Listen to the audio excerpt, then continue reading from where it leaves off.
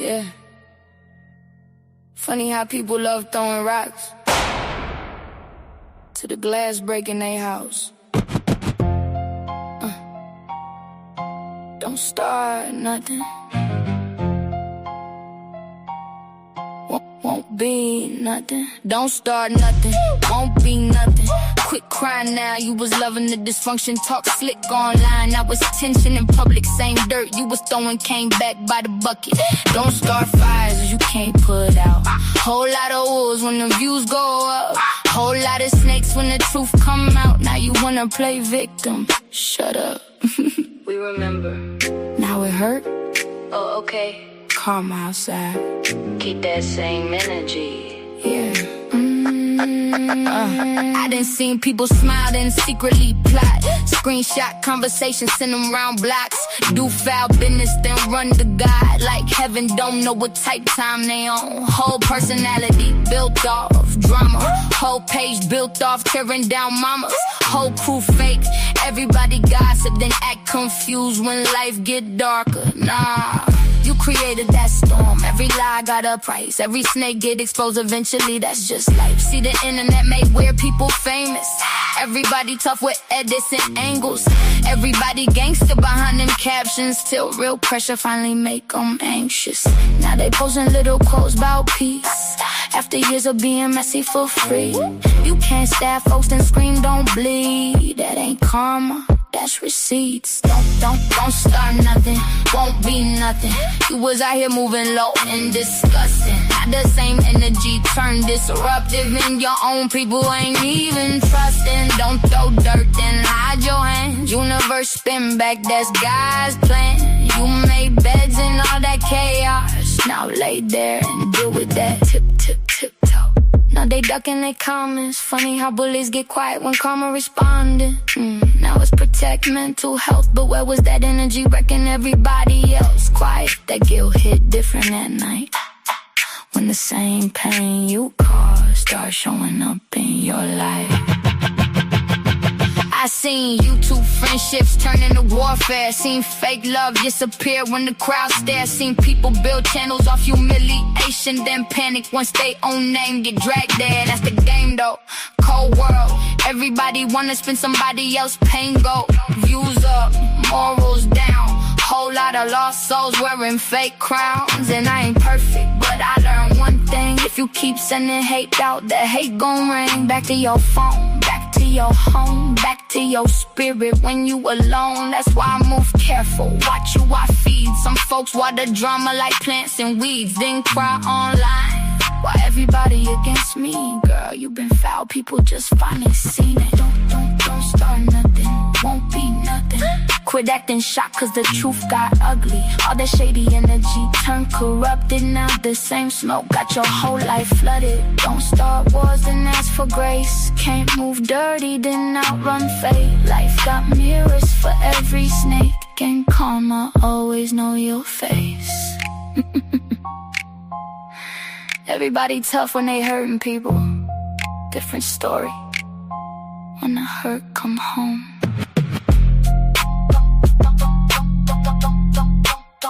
Don't start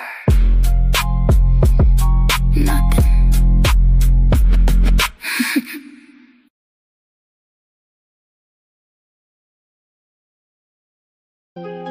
Funny thing about hate, the people that say they can't stand you know everything about you. Every live stream, every post, every move. That's not hate, that's obsession. Run it. Why you watching me if you don't like me? Why are you clocking me? Every upload, every stream, every word I speak. You know my whole life better than the folks that sit with me. Why you watching me? Talking crazy, but you boosting me. You call it hate, I call it free publicity. You in the comments every day promoting me. Why you watching me? You say I'm fake, but you never miss a show. Notifications on front row, screenshot queen. Got folders on your phone, studying my life while neglecting your own. Every week another rumor gets spun. Same five people talking under everyone, claiming that they win it, claiming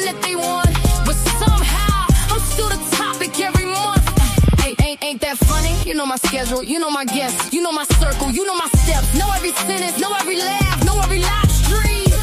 From beginning to last. Girl, that's work. Should've sent the resume. Spent 10 years watching me and still ain't get paid. Meanwhile, I'm building while you sitting in rage. Trying to stop my shine while giving me engagement. Why you watching me if you don't like me? Why are you clocking me? Every upload, every screen, every word I speak. You know my whole life better than the folks that sit with me. Why you watching me? Talking crazy, but you're boosting me. You call it hate, I call it free publicity. You in the comments every day promoting me. Why you watching me? Yeah, YouTube streets got detectives on patrol. Whole channel built around another woman's goals. Breaking down thumbnails, breaking down clothes, breaking down friendships, breaking down souls. Talking all day but accomplishing none. Living through drama like it's oxygen. Trying to recruit every bit of little frame, building fake armies that collapse in the end. See, I learned something. Misery needs company. Happy people don't spend years on a hunting spree. Successful folks ain't checking who I talk to. Successful folks too busy making boss moves. The math ain't mathing. Let's be factual. If I was irrelevant, why you so attached to me? If I was finished, why you still react to me? You built your platform off reacting to me. I don't fear criticism. Criticism helps people grow. But obsession, that's different. Imagine waking up every day to monitor somebody you claim you don't like. That's not power. That's a prison. And you built the cell yourself. Yeah. God got me walking and I know who I am. Can't no comment section cancel God's plan. People throw stones when they don't understand, but every attack on the strength is the stand. I pray for my enemies, wish them healing too, cause carrying that much anger got a cost to you. While you counting my blessings, I'm counting mine. While you studying my life, I'm improving mine. See the difference? One road builds, one road destroys. One creates peace, one just creates noise. And when the camera's off and the live stream ends, you still gotta face yourself, my friend. Why you watching me if you don't like me? Why are you clocking me?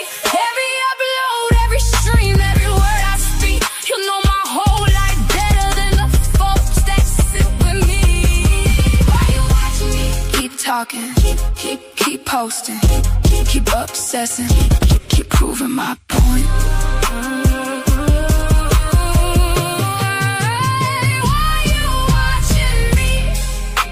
Some people spend their whole lives trying to become somebody. Others spend their whole lives watching somebody become somebody. Choose wisely. Choose wisely.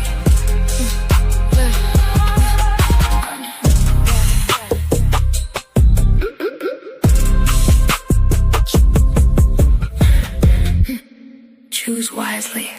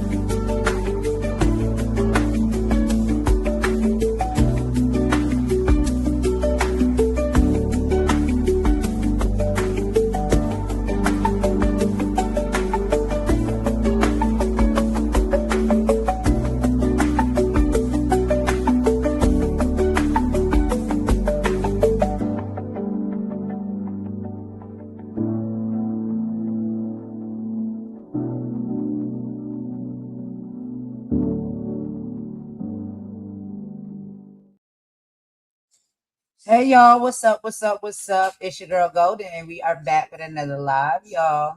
So we're going to be doing something a little bit more fun today. We're going to get into some celebrity topics, some interviews and conversations that we've seen on the YouTube streets and the algorithm that I thought were really interesting and held very powerful messages.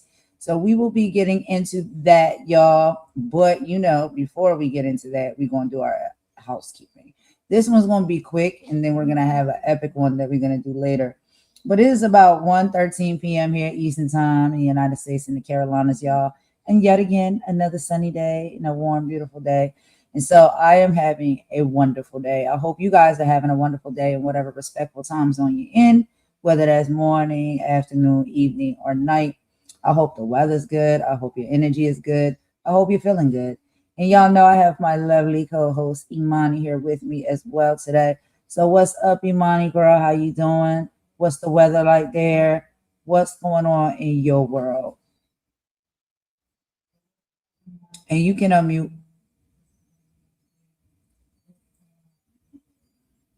Hi, were you calling me? Yeah, girl. I was saying, what's up? What's up? How you doing? What's going on? Yeah, I'm good. I'm good. Listen, I'm in and out because I'm doing some admin stuff for the channel. How are you doing? Doing pretty good. Doing pretty good. Yeah. Yeah. It's warm. How's the weather there? Sorry, I just missed that because I was doing something. How was the weather? Oh, today we got another warm day, girl. Another warm, sunny day. It's not too hot. It's not a lot of breeze out there, but it's warm and it's sunny. So you know what that means. I'm in a good mood. I love the sun. Yeah, I hear you. I hear you. Yeah, I'm just popping in because a few things have happened. And one of the things that happened is I think Lady Wackadoo took me seriously when I said I wanted to have a spell off with her. And it was a joke. It really was a joke because your reading age is Green Eggs and Ham and Fox and Socks. And I'm reading Huck Finn, Pride and Prejudice, Wuthering Heights. There is no competition, girl. So I don't know why she thought I was being serious when I said, sorry, when I said to her that I wanted to have a spell off. It was actually a joke. But I do understand that apparently she had to have her tongue surgically removed from Snoopy's ass because it was so far up there she could see her tonsils, and they thought she was giving Snoopy a colonoscopy. So I'm not sure what's going on there, but hey. But the thing she needs to realize, if she wants to comment on a dispute, she should understand the facts. She doesn't have to agree with the police report, platform report, or a complaint. But before criticizing the people involved, it's important to know who made the report. And it was me. It wasn't Golden. I know you like to ring Golden's name, but it was me that made the report. And you need to know what was reported and what evidence exists. Otherwise, your commentary is simply speculation rather than analysis. And I know you want to be Lieutenant Saverho, but you need to do your research first. And that's really all I got to say until you do the bumper housekeeping, because I don't know why she really thought I was going to have a spell off with her. I was joking. It was a joke. And that's really all I got to say at this moment. Right, because this one is just a quick little housekeeping, y'all. But we're gonna get into the content. But we have a epic housekeeping coming up later, where we literally are just gonna be doing housekeeping the entire time. So that's gonna be fun, y'all. Y'all join us for that. We got a few things to address and discuss. But yeah, I feel like we left it on the page and we said what we needed to say. Oh, Um, sorry, there was one more thing. yeah, go Wasn't Snoopy telling you the other week you need to be afraid of ahead. her? Did Yeah, she she say that definitely. to you? Yeah, Mm. she definitely said. She was telling us that we should be afraid of her. We're the ones she's the one that we should be afraid of. So I don't know y'all where y'all from and how y'all get down. But if somebody says something like that to me, I take that as a threat. And I don't take it She's very so lightly. scary. She's so scary. She and her husband. They're so scary. Well, we need big homie CC to come and bodyguard us because we scared. Listen, Where's I gotta homie CC? go. I've gotta go. I literally have to go. I just popped in to say hi. Gotcha. And I will pop in and out as you're doing the live, and I'll pop Yeah, back for the epic housekeeping. But I will be in and out because I'm doing some admin. Yeah, yeah, girl. That admin is very important. So you get to yeah, it. And don't yeah. worry. We'll get to the topics. I got the live covered. We'll be back for the epic housekeeping later. But All yeah, y'all, right that's what then. we had to See ya. say. All right, girl. Talk to you in a bit. Bye. Bye. So yeah, y'all, Imani's doing some very much needed administration duties and things of that nature. But yeah, we're gonna go ahead and get into the live. That is the end of this quick housekeeping. Y'all join us later on this evening. We'll be doing a full housekeeping or whatnot, where we have a lot more that we'll be discussing and addressing. But as y'all can see, we're gonna do a little bit with celebrities today, y'all. So yeah, a few things that I just seen come across the timeline, and I thought were pretty interesting. Um, and we call this segment "Celebrity Gossip with a Purpose," right? Because we'll talk about some celebrity things, and we don't necessarily have to drag them down, but we can listen to some of the conversations and the things that they talk about and pull from it. You know what I mean? Positive things, useful things that can help. So on this live, y'all, I did see a great conversation, and this was not too new, but it's not too old either. A great sit down with Tisha Campbell and Angie Martinez on her platform, her podcast, Angie Martinez IRL. And basically, Tisha Campbell is talking about hitting rock bottom with only $21 in her pocket after her divorce to raising her autistic child, and she says that and shares that. And then we'll discuss why Black women need to take off the strong mask and heal.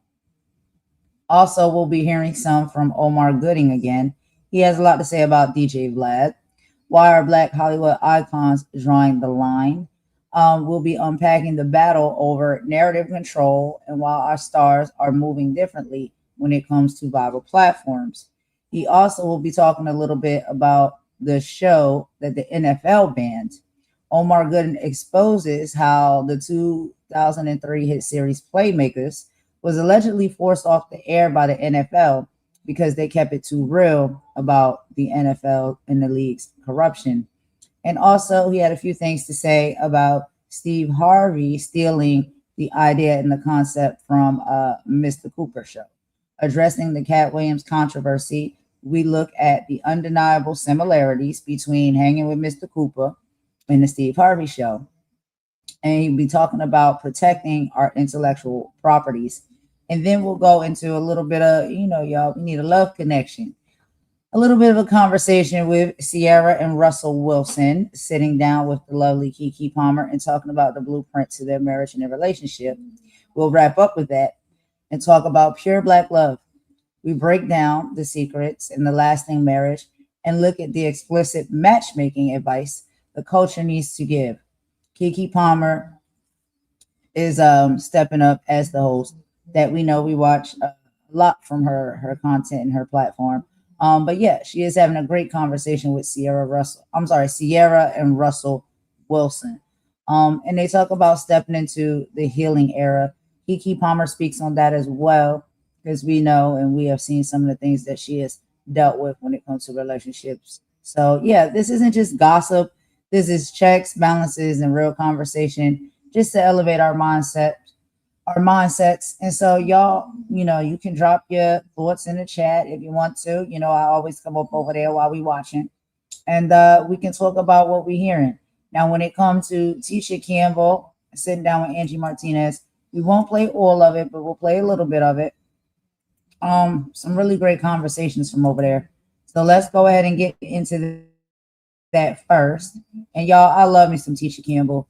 I don't know if y'all are a fan, but I am.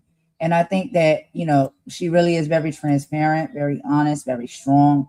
And every now and then we all go through some things, but it's about how do you come out of it, not necessarily just being bitter and upset because you went through it.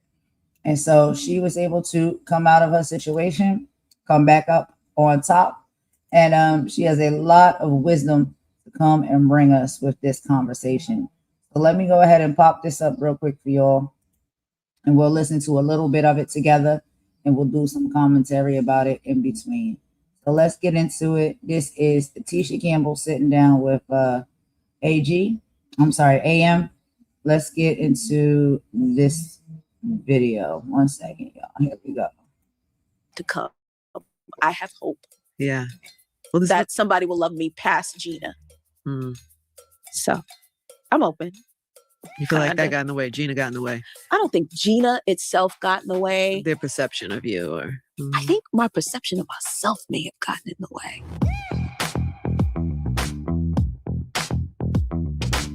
Thanks for watching, guys. Today's episode is brought to you by Boost Mobile. For over 40 years, today's guest has been a true multi-hyphenate in film, television, from early roles in Little Shop of Horrors and Spike Lee's School Days to her iconic run as Gina on Martin, one of the highest rated sitcoms of the whole 1990s.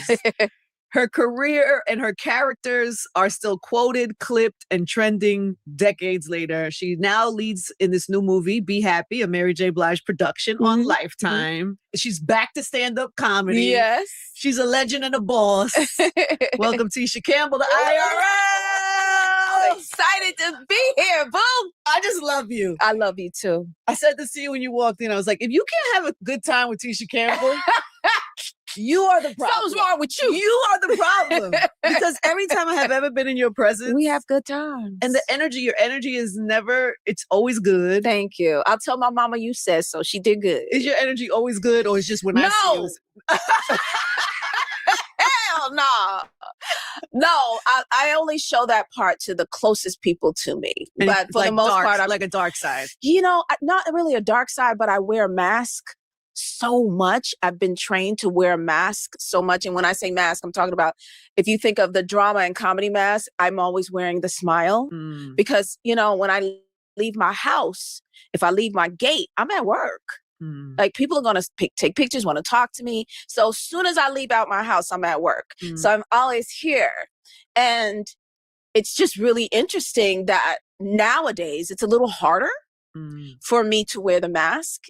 It was a good friend named AJ Johnson who I did House Party with. Love AJ. Yes, AJ's So super brilliant. She was one of the people who told me to unmask, take my mask off, because I was always like this. And I'm just learning. AJ's like a life coach too, right? She is. She's an actress and a life coach. She actually went to school to Spelman. I think she wanted to be a medical doctor, but, you know, made that turn. Anyway, she was the one that took the mask off. Is that the first person who ever said that? That's the first person who ever said that to me. It was 2016 Easter. Were you so offended? No, I was begging her because she was life coaching a bunch of people that day. And it was an Easter party that I was having at my house. And I was like, I'm next. Because she would play this game, salt or pepper, mom or dad, you know, and in between she would read you for filth, right? So I was like, I'm next. And she was like, ah. So then she told me the truth. She was like, take the mask off. And it was crazy because it literally, figuratively, felt like everything just shattered onto the ground. And I saw all of these people that happened to be in my house that day. A lot of them I didn't even know. And I was like, you know, when with the Wizard of Oz, when they turn into color, when the black and white turns, that's what it was like. I opened my eyes and I was like, oh, everybody's not nice. Because I'm a type of person that believes in a good man first. Always have been. Yeah. And but what that does is it doesn't leave room for discernment. And so at that moment, my eyes opened, I was awake, and I couldn't put the mask back on. It was a little harder to do, even if I'm doing it for the betterment of everybody else. All she said was take off the mask? That's what she said. But what did that mean to you? Like, what did you hear when she said that? Wake up. You don't have to be on for everybody. You have to put yourself first. And that's something that I was not used to doing. I always put everybody else. Since I was a little kid, you had said earlier in the intro that I've been in this business for 40 years. I've actually been in this business for 50 years. I started when I was 3. Wow. 50 something years. 54 years. Yeah. And I started when I was 3. And since I was 3 years old, since I was 5 years old, I've been paying bills. I've been taking care of my family. I knew that I had this gift that God had given me. I also was very aware and conscious as a child of how incredibly poor we really were. I mean, we was eating mayonnaise sandwiches for breakfast, lunch, and dinner sometimes, right? I grew up in Newark, New Jersey, in the projects. Not the Newark now, like not Newark, because Newark is fly right now, right? Yeah. But Newark back in the day, yeah. But I was really very conscious, and I wanted to help my family, and so this became how I could help them best, along with singing and acting and whatever I was doing to help get us out of our circumstances. So it meant that I couldn't wear this mask anymore. I had to be true to myself. If I'm sad, be sad. If I'm angry, be angry. I can still be kind, but I had to take it off. And this was at a big age, right? You said this is like 10 years ago. In 2016 is when it happened. Yeah, so 10 years ago. So I've been you're in working your on 40s. it. Well, at first I got depressed because I didn't know how I was going to take the mask off. How am I going to do that when so many people are counting on me to be this girl? And it's interesting because that's kind of what this movie is about. And I was mad because I was like, who is this Cameron J. Ross writer all up in my... All right, I'm gonna pause it right there, y'all, so we can have a little bit of talkie talk. So I wanted to really play this interview and have a conversation about this because it couldn't be further from the truth. Okay, so whether you are a celebrity, like Tisha Campbell clearly is, or whether you are sometimes a content creator or a person who is meeting and connecting with people socially online, there is a level of expectance that comes with that. And that level of expectance when you typically pop out, and just like she said, she walked out in the world with a different lens on, a lens of thinking that, for the most part, most people are nice. Most people are cool. Most people are genuine. And you get that weird awakening at some point that a lot of people are not like that. And when you do have to walk around with a mask on, let's say, because you want to show up as a professional, you want to be kind to people, you want to be a people pleaser, whatever it may be, or like a professional in the industry, you do put on these masks where you have to smile. You have to smile. You have to be nice. You have to let things slide. You have to take things on the chin. You have to let people talk to you however, say whatever, accept it, download it, and keep smiling and keep pushing. And she said that she spoke to, and I also watched AJ as well. I love AJ. She spoke with AJ, and AJ told her one day, you gotta just take that mask off because it's not realistic. We're human. We don't get to just walk around with one mask. We have multiple masks. And what I think is really deep about that is because it's the truth. There's moments where you'll be angry. There is moments when you'll be sad. There are moments when you'll be happy and loving and kind and all of the things, but you can't be in that moment all of the time because the way humans work and operate, you're not going to be in that moment all of the time. You're not going to feel that emotion all of the time. And if you're doing that because this is my job, this is my profession, I don't want to hurt anybody, I don't want to offend anybody, I don't want to, be in this level or space, you have to realize you're not being true to yourself when you walk around like that. And it is very hard. It can actually cause you a lot of pain and distress when you have to always put on one emotion, one version of yourself, because we all have multiple versions of ourselves. We all have different emotions and feelings that we go through. And if you can't express those freely, then you're not really living true life. You're not really truthfully living as a human being. Everything is not going to be glitter and gold all the time. Everybody's not going to be happy-go-lucky all the time. Whether you're in relationships that are romantic, platonic relationships with friends, you're not always going to get along. It's not always going to be hee hee ha ha. Sometimes arguments will occur. Sometimes anger is going to come out. Sometimes tears is going to fall. This is the human experience. And we have to learn that living the human experience, we have to embrace everything that comes with that. All emotions that we have, and understand that dealing with other human beings, they will have those emotions as well. That is what it's about. And so I just thought it was a really powerful conversation. I ain't going to talk too long. Let's get back into it. But y'all let me know what y'all think. If you want to drop in the chat, tell me what y'all think about this conversation so far. And if you agree or disagree. Because I think we've all been in this place a time or two. Not even as just being on YouTube as a content creator, but if you have worked in professional businesses and settings or whatnot. I remember when I used to get up and go to work, because I used to work in ophthalmology, y'all. That's where I used to work. And medical field all across the board.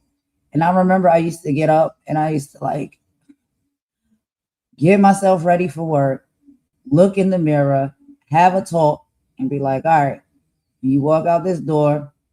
And sometimes it would even be me getting in the car. And then once I get to the workplace, I would sit in the car and have a prep talk with myself. And I'm like, okay, when you walk in here, smiles on, happy girl, happy go lucky, be that, put that mask on. Even though I'm going to work that day, I just lost a family member the day prior. I'm going to work that day, I'm cramping real bad. I go to work that day, I just got into an argument with my boyfriend before I left the house. And I got to go to work and I got to put on that mask, right? Because that is what you're required to do. You're supposed to put on this mask that everything is fine and dandy and you're happy and you're nice to everyone. And that's how it goes, you know? But in real life, it doesn't work like that. It really doesn't. And you can walk around like that, you know, as much as you want to, no matter what workplace you're at or where you're going or what you're doing. It literally starts to become miserable. Because, and then this is why, honestly, in my opinion, I find that, and I've learned this and I've experienced this in my life. I used to get into blow-ups and arguments, right? At the time when I was in a relationship that I was in. And this was years ago. But I kept the mask on even when I came home. Other person did not. And so we used to end up a lot of time in arguments and fights. And I used to feel like I was the punching bag. And I used to wonder why. Like, why all this energy and animosity towards me, right? Because people have to walk around with these masks on. And when they go into places and experiences with the mask still on, and they're not just loading, you know what I'm saying, letting their tongue off and saying what they need to say and blowing off the proper steam in the proper direction, they hold on to it like a volcano, right? It's like a volcano that is building up and building up and building up. And because when you're in certain places, you are taught and you're told you can't let off that volcano here. You let it off somewhere else. And where do they typically let it off? In their home, when they go home, and towards the people that they actually really love and care about and spend the most time with. And then you find yourself becoming the punching bag of other people's frustrations because you continue to walk around with a mask on and not be real about those set frustrations because you're taught that you can't. When you're in the workplace, you're taught that you can't. So you hold on to that. You ever see somebody, they go outside, they smoke a cigarette or something like that, and they start kicking the dust or kicking the dumpster or whatever it is out there and having like a crash out session. They have a crash out session like that because they're holding up all that animosity and anger and feelings and emotion because they continue to keep that mask on despite their feelings at the time. And then they may take it out on the person that's closest to them unwarrantedly. And this may happen in, like I said, relationships, friendships, even, you know, but what we see a lot is happening here with content creators online, things of that nature. It's just about wearing these masks. and why we decide to wear them and keep them on for so long. But let's keep going with this rest of this comment. Business, right? Or who is this? Seeing me in real life. Right. And it really is about, when you get to a certain age, a grown-ass woman, you start to realize that what you may have missed because you sacrificed so much for others. And that's where I was. And that's where this character is too.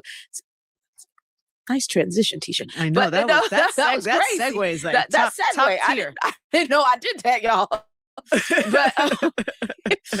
But it really is true, and that's why I wanted to do this film. Yeah, because it was really touching something right here and here in my soul. I love the trailer. I do want to talk about the film because I have a lot of questions about that, and also Mary's my sister. I love the whole thing. Mary J. Blige, yes, and it looks so delicious and fun. Yeah, I can't wait to see it. Yeah, but I do want to stay in that moment for a second because she tells you take off the mask. Yeah, and you look around and you see the cracks in everybody. Because before you was looking at everybody with rose-colored glasses. I was. That must have been very tricky in relationships. It was depressing when I first realized what I had been kind of doing to myself. But what does that mean? Like how, in real life, like what does that look like? So you have a friend or a partner, and so I'm everything to everybody. Including especially victims. So I would take them on, I would help them, but I was really everything to I was the cook, I was the chauffeur, I was the butcher, the baker, the candlestick maker. I was everything to everyone. And I wasn't, my well was dry. And I had nothing else to give, even though I was running on empty. I was running on fumes. And you got to combine that with the fact that I have a child on the spectrum. So I'm running around here, whether I'm, at work trying to be there for my, my coworkers. Then I come home trying to be the best wife.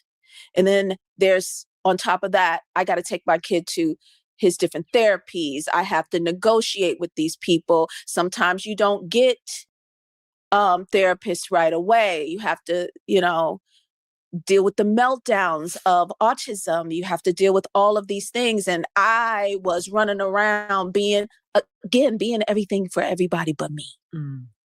And this, girl, I feel you. So what it looked like after she told me to take the mask off and get back to that was depression, because I didn't think that I could do it. I didn't think I could put myself first. And so I just started sleeping a lot. I didn't know that's what depression was, but I just couldn't stay awake. Like 3 o'clock in the morning, 3 o'clock in the afternoon. It didn't matter. I would just pass out. I hear that a lot when people talk about depression, that it shows up that way. Just wanting to be in the bed. And yeah, like anywhere, at a restaurant. And you couldn't even know, and you didn't know why. I didn't know why. And then things changed, and I started to accept it, that I couldn't operate like this no more. So that is a major ass life shift. It is. I hope somebody watching that feels that deeply, because it's not a small thing you're talking about right here. It's like a major thing. And I think a lot of women will understand that. In particular, we always give to everybody but ourselves. Yeah. We're always. And there's something lovely about that. And it's funny. It's beautiful. It is beautiful but I think the piece that women miss is that you can be a giver, you could be empathetic, you could see people through rose, you could see the best in people even when they don't see it themselves. But if you don't have boundaries, girl, if you don't have boundaries and you don't cherish yourself, like if you're that good of a human, you better cherish the fuck out of yourself. That part. It was my kids that taught me boundaries, believe it or not. I bet. My kids taught me boundaries. My kids, because, I grew up, a baby boomer raised me, right? So, when you're raised by baby boomers, blood is thicker than water, family first, all of those things. Not the blood of the covenant is thicker than the water of the womb. That's the real quote. But we were brought up, blood is thicker than water. And so my kids, both of them had a problem with a family member. And I was like, oh, you guys, you got to fix it. They're family. You got to fix it. And they're like, yeah, you throwing us into trauma. We don't want to do that. So here's what we're going to do. Like, they were like, Mom, just kind of stay out of it. We'll fix it on our own time if we decide to fix it at all. And I realized I really am pushing them into drama. That's not cool. And so I've learned to just step back and adjust for myself, even when my kids taught me that. Because that's all I know. Man, that's so good, Tisha. And the fact that your kids, how old were they when they had this conversation? I believe one was 20.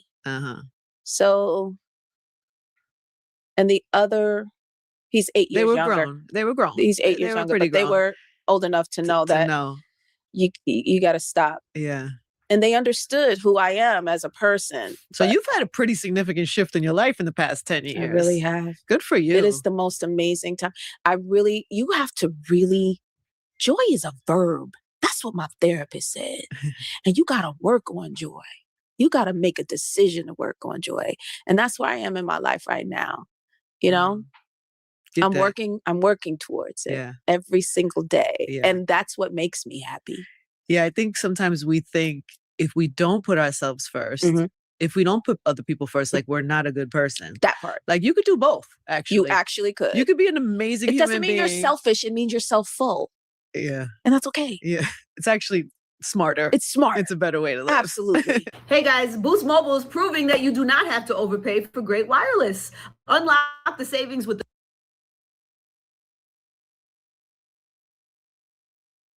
She said, I don't know. I think she just knew I needed it and I couldn't afford it. Well, let me just say this.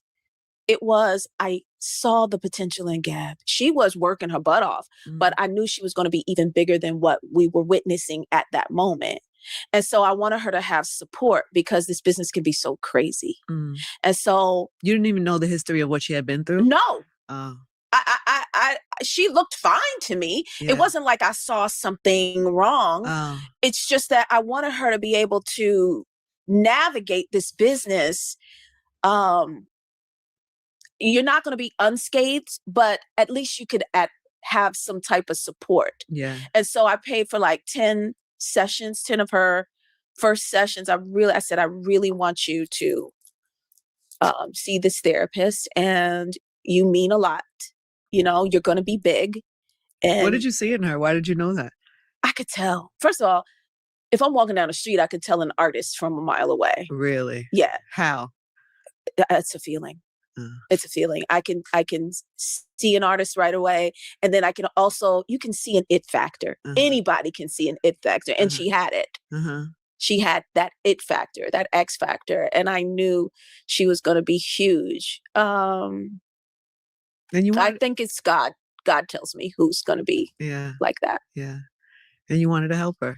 Yeah. And I feel like I could see that I just think that she needed to be supported. And I like to support my sisters. I know. And then we had Tasha Smith on. Really?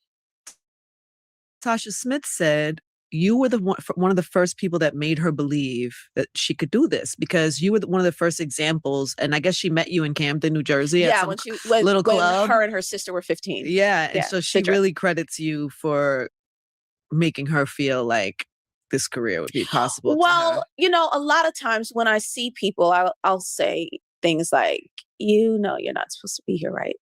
You know that you are going to be in a different place. You're not supposed to stay where you are. You could feel it in your soul. I see it. So I need for you to see it. And I need for you to do something about it. I do that with a lot of people. You do? You just see it and you offer it? I do. I do. Who did that for you? I think it was like a family member or something, maybe. Because I grew up, so my mom and her sisters were gospel singers called the Shockley Singers. And they used to sing background for Mahalia Jackson. Woo! Yeah. And then my dad was in a group, and that's how they met. So music and artistry has always been in around me. Yeah. And so I could tell who's who. but it's more of a spiritual thing. It's not an artist thing. Like, oh, she could probably sing. Like, she looked like she got the breasts to like, the big old breasts to like really blow. Like, no, it's not the chest. It's a spiritual thing. Yeah. So I can kind of tell when I see him. So when did comedy come into it? When did you think? So I couldn't get arrested doing comedy. I started out as a I couldn't. I started out as a dramatic actress, doing a lot of theater. And if you wanted somebody to cry on cue, Tisha was your girl. So I would always get hired for that kind of stuff. And as a matter of fact, You were made to do this Lifetime movie that you're in, by the way. Yeah. And I'm gonna get to that too. But when I was younger, I remember about 18 years old, I auditioned for a sitcom.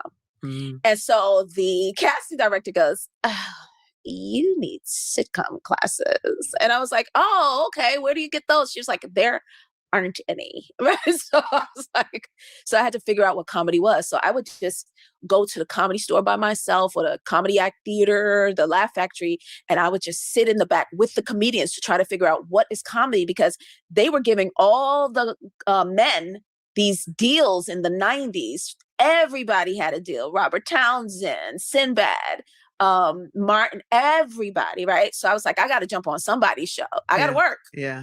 So I would sit in the back, and the ones that were really good were the ones who told their real life story. And I was like, oh, there's a thin line between drama and comedy. Mm. All I got to do is support and ground it, and I can do it. So that's how I started out doing comedy. Wow. Mm-hmm. And then did you get up there? Like, No, I was too afraid to go up, because back then the climate of the stand-ups, and I'm saying this from people that were, in the 90s, they weren't collaborative, or it was very competitive. It was brutal. It was brutal. Mm-hmm. It was brutal. They were brutal to one another. Mm-hmm. So I never did it. But I worked with so many stand-up comedians in the scripted world that they kept telling me, you really are good at telling stories. Like, you got to get up there. You got to try it. You're really funny. You're really funny. But I would never. Mm. And it just so happened, our good friend, D Nice, mm-hmm. Derek D Nice, had a residency at the Kennedy Center. That's what I call it. That was like a couple years ago. Yeah. Like 2 years. Only 2 years ago. 2 years ago. Right. And he had a residency. I happened to be coming to support him. His host fell out, and he was like, Tish, can you bring people up? And I'm telling you, he had the best of the creme de la creme. He had Sherry Shepherd, Michael Che, Chris Spencer, Zaynab. He had great people. Oh, Gina Yashere, great comedians, big comedians. And I was like, sure, I can bring them. Yeah, I can host. I can bring them up. He was like, yeah, do 15 minutes before. I was like, huh? Who are you talking to? Right? So did he just assume that? No, you know what? It was Beck. Rebecca. Of course. Yes. So she works Beck with D Nice. Yes. We love Beck, by the way. We do love a Beck. We love you, Beck. Wait, so did they just assume that you had done stand-up? No, they didn't. And they were like, she was like, oh, Chris Spencer will help you. And I was like, Chris ain't gonna help shit. He got ADD, right? So Chris ain't gonna do nothing, right? So I called Chris. And Chris says, just tell a story. I said, I knew your ass wasn't going. So, but I also had taken classes with Chris a long time ago. We took writing classes, me, him, and Tashina. And so I know how he operates, right? They were terrible in that class too. I was a class victim. I was a victim, but no, he was the class clown. Oh. So anyway, I know how he operates. So I said, I got 15 minutes before I go on to ask him questions. So I did that, and he gave me, really great advice. And I went up there. But the time I got off, there was an agent in the audience, and she started representing me, and that was it. Wow. I started going on the road with Finesse Mitchell. And you've been doing stand-up comedy I've been doing stand-up comedy ever since. And the first time, mind you, I ever went up there at the Kennedy Center, it was 4,000 people. How many? 4,000. Oh my God. And did you tell jokes? Are you telling jokes? I told jokes. Yeah.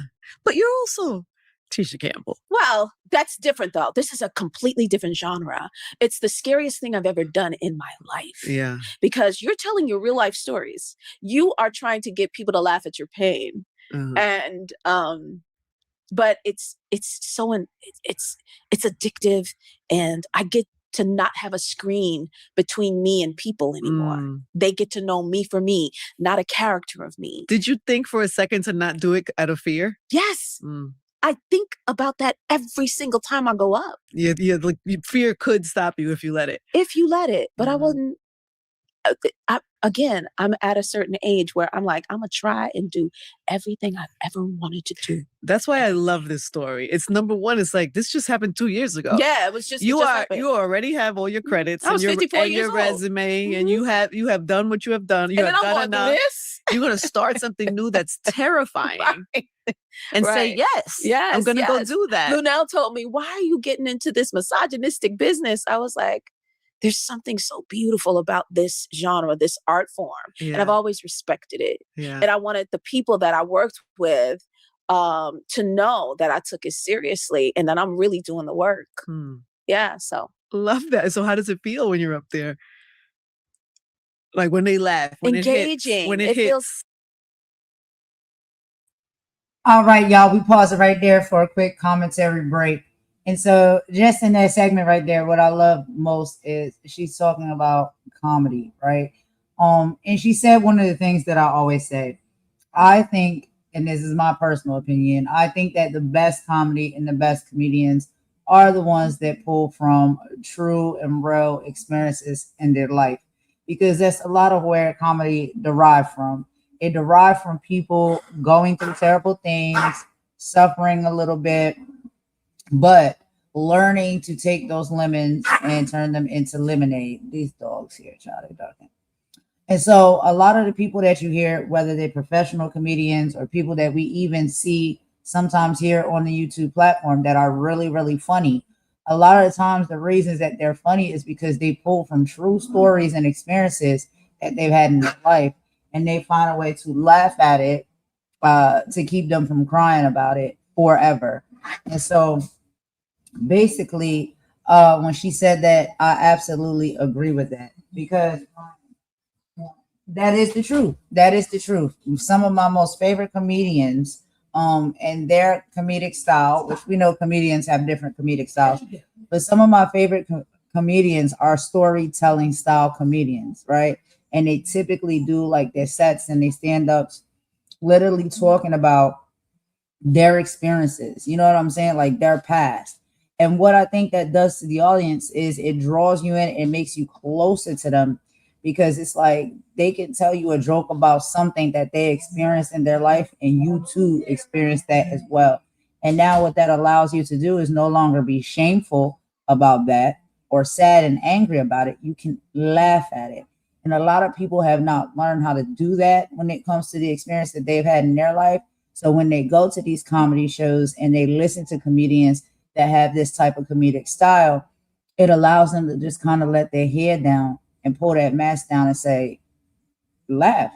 Not that it's always funny, not that it was always a great experience, but with those experiences, how do you decide that you want to come out of that? You know, like, are you going to come out bitter and angry and kicking the dust every day of your life for the rest of your life? Or can you be able to laugh at it and push on with a smile? And that's what a lot of those comedians with, I think, that type of comedic style and storytelling are able to do, not just for their own stories and experiences, but to help their audience and the people that come to support them also better navigate through maybe some of the traumas and, you know, the unfortunate circumstances and things that they have been through in life as well. So I really do like that style of comedy. And it's a thing. It really is a thing to me. And again, my personal opinion, other people may have their different, you know, level of comedy or style of comedy that they prefer. But that is one of my favorite styles of comedy, is a storyteller. Somebody who is telling a story or experience. And a lot of times they derive from those storytellings and experiences from their own life first. So I say, like, comedians like Cat Williams, comedians like Dave Chappelle, comedians like Ali Sadiq. And the list can go on and on and on. I don't want to miss none of the greats, y'all. Okay. We know the first one's the Richard Pryors, the Paul Moonies, the Red Foxes. I'm a comedian watcher. So I know a lot of different comedians, but it's the ones with the storytelling. That's what does it for me. But y'all let me know what y'all favorite style of comedy is. We're gonna play just a little bit more of this video, and then we will have to wrap it up. I can't play too much of it. We're gonna move on. We have some things that we're gonna play also from Omar Gooding. I got about 3 videos and conversations that we'll listen to from him, and then we will hear from at the end Ciara and Russell Wilson talking about a beautiful love story and how to find true love. So we'll get into that in just a bit, y'all. Let's play a little bit more and we'll be right back. When it hits, it feels like I'm taking their pain away for just a half hour. Mm-hmm. Like, what about when a joke doesn't hit? When a joke doesn't hit, you just keep it moving. It actually motivates me to get up there even more. To figure it out. Yeah. To unlock. Yeah. Mm-hmm. It hurts, but it's like, oh, I gotta get back up. Yeah. That's how I feel about golf, Tisha. Really? You golf like that? I started golfing maybe 3-4 years ago. Yeah. And I love it so much. I'm terrible. It's really hard. Yeah. Because you get better and then you get worse. That could mess it up. You gotta do it in front of people. Yes. I go to these celebrity tournaments and I play in front of people and I'm like, oh God, but I don't care. I like it anyway, and I just do it anyway. That's not the feeling. It's not the same thing. But no, it's it is. The idea of finding new things at whatever age you're at, whatever success level, whatever marital state. It doesn't stop. Like you always should be trying to find things that, I don't know, just new, fresh. That's right. Fun. Keep you alive. Keep exploring. Keep finding the joy. Yeah. I want to see you do stand-up so bad now. I want you to come. I totally want to come. Yeah. When I'm in your area, I'll hit you up. So the movie that I saw the trailer today, it looks so good. Thank you. I mean, number one, because when we see you on camera, it automatically elevates the feeling. Like, it's just like, we know you're going to get something out of it. I know it's going to feel good. It's going to be funny. Like, I don't know. Your presence just lends something elevated to anything, I think. This was an interesting project to take on. Mm-hmm. And I'm really not sure. I think it was a combination of a couple of things. But it was Mary, of course. And then there was Gabby Sidibe, who directed the film. Mm-hmm. And I worked with her before doing a pilot of hers. And she saw my work where it was not just comedy. She knew that I could ground a scene and that I was still a drama, that I could do drama rather.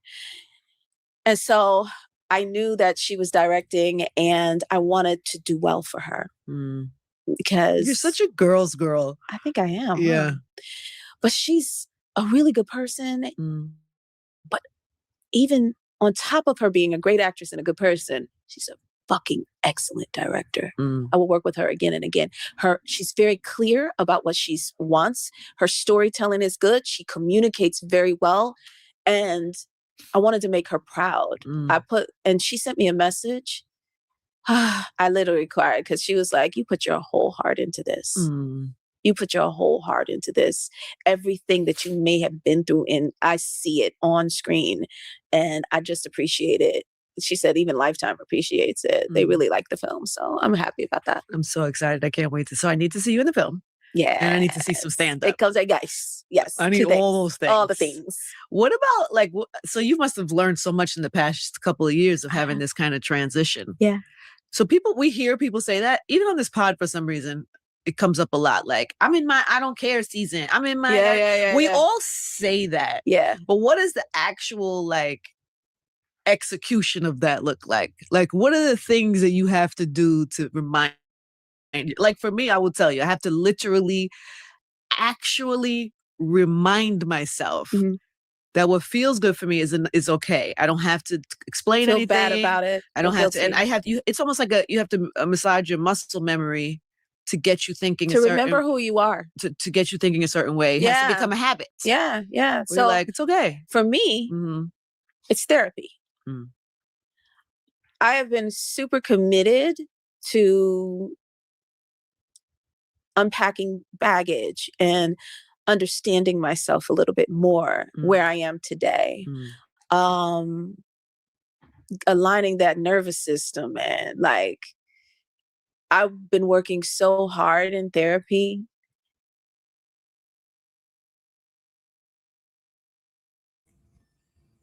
Hello, everyone. This is Mama Warrior Dee Fox. I'm chiming in a little bit. I'm listening to this wonderful live and this wonderful interview. It's so nice to see the epitome of some great women having this interview. Uh, I really love her. I love the journey that she's been on. I have been there myself, where there's times that you do lose who you are because you're serving so many. And you do have to take a pause and you have to come back and figure out you and make sure you haven't lost you. But I love these women. I love the both of them. They're very beautiful women, very career oriented, and very nice ladies. And when you look at content, this is what you want to see. You want to hear about real people and real women and learn about their journeys and what they're going through. And it makes it so interesting. That's why I truly love this live and I love this interview. And I love Tisha Campbell and I love the interviewer as well. And I just wanted to say that she's a wonderful interviewer. I've seen her do many, many interviews, and I really admire both of these women. And this is a great, great, great interview. So let's get back to it, and let's finish listening. And I can see the difference in myself. Surrounding myself, the other thing is I surround myself with a limited amount of people with whom I can trust. And then I'm a writer. I write. Today's show is brought to you by our presenting sponsor, Hard Rock Bet, Florida Sports Book. Listen, even if you're not the biggest football fan in the world, you are still tuning in. And maybe you want to get in on the action too. I know I do. If you haven't signed up with Hard Rock, as independent of me as possible. So this boy is in college. He keeps 2 jobs in his pocket because he don't ever want to ask me for cash or anything. He prides himself on being the man of the house, prides himself on protecting me. And he's just an amazing human being. So I would say 1.5. Yeah. Wow. Yeah. Yeah. When I think about my kids, it just makes me smile so hard. They're incredible people. Like even my youngest, the teachers at the school always call me about him. And they're like, he's the kindest child I've ever taught. I get emails like that all the time. Like, I wish I had a dozen Ezekiels in my class. Like, so you did good as a mom. I think we're doing good. You did good. Yeah. But I'm sure there were challenges in that. Yes, of course you love your kid and of course you did great, but like in the beginning it was very challenging. Yeah. It was very challenging. What do people not know about that? About being a mom and the challenges? I think what most people don't know is that when I got the diagnosis, I was on the set of My Wife and Kids. Wow. And I pride myself on being the type of person who doesn't bring their problems to work. And plus Damon created such a family-oriented, loving atmosphere on that set. And I felt like I owed it to him to make sure that it stayed that way. So far be it from me to bring my ish. Make it heavy. To work. Yeah. So. All right, y'all. So it's Golden. I'm back. And I just want to give a little bit of more commentary just on this segment right here before we end. I'm going to let her finish this conversation and then we'll end this live. I'm sorry, not this live, this video, and then go to the next one. But this is one of the things that it really touched my heart, because when we talk about being a parent, everybody is a parent in a different way, right? And everybody is going through that journey of being a parent. And most people try to do the best they can do with what they are given and what they are dealt. when it comes to parenting. And there is, we know on this platform and in this world and this society, a lot of judgment when it comes to people as far as their parenting skills. And we also have someone who is sitting here talking about having a child that does suffer from autism. Now, I've had many of conversations with people I met and friends and stuff that do have children with autism, and it's not easy. It's not easy. And you got to imagine, she is a star, basically. Her career is working most of the time, but also having to juggle being a mother, being a parent, and dealing with a child who has autism, which requires a lot more work, a lot more attention, and things of that nature. And one of the things that, like when we say on this platform, I can at least speak about, when we ask people, when we say it's really distasteful to talk about people's children, to talk about their parenting and their parenting experience, because you don't know. You don't know what a parent has to go through. You don't know how they parent because you don't see anything of that outside of the platform. You don't know. And to speak on it and drag it and use that for things to mock people about, that is very distasteful for me. And so you think about what situation you could possibly be in. What situation is somebody else possibly in? Like she said, she didn't carry that information around to everybody and tell everybody. That's her business. What goes on in her family with her children. She's opening up now so she can speak about these things to help others, right? That's her activism within it all. But you never know what somebody is struggling with as far as being a parent. And so I just think it's very distasteful to put your lips or your mouth on anybody else's life, anybody else's home, anybody else's children, and how they engage and interact with those said children, because you do not know outside of this platform and off of this app, and you do not know the struggles that some parents have to go through. And it may not just be because they have an autistic child. It could be other things as well. That is really nobody's business unless that person intends to share. And when they do share, I think it's very nasty work that people take that and try to weaponize that and use that as something to laugh at and drag something or drag someone about. And so we see her sharing this story. And yes, she is a celebrity. So imagine people will probably try to drag and probably have tried to drag her about that. Just like when we come on this platform, people get one little indication of something in your life and they try to use that and weaponize that against you and drag you for it. Or speak about things that they know nothing at all and just be so totally wrong with the things that they say, but they just want to be hurtful.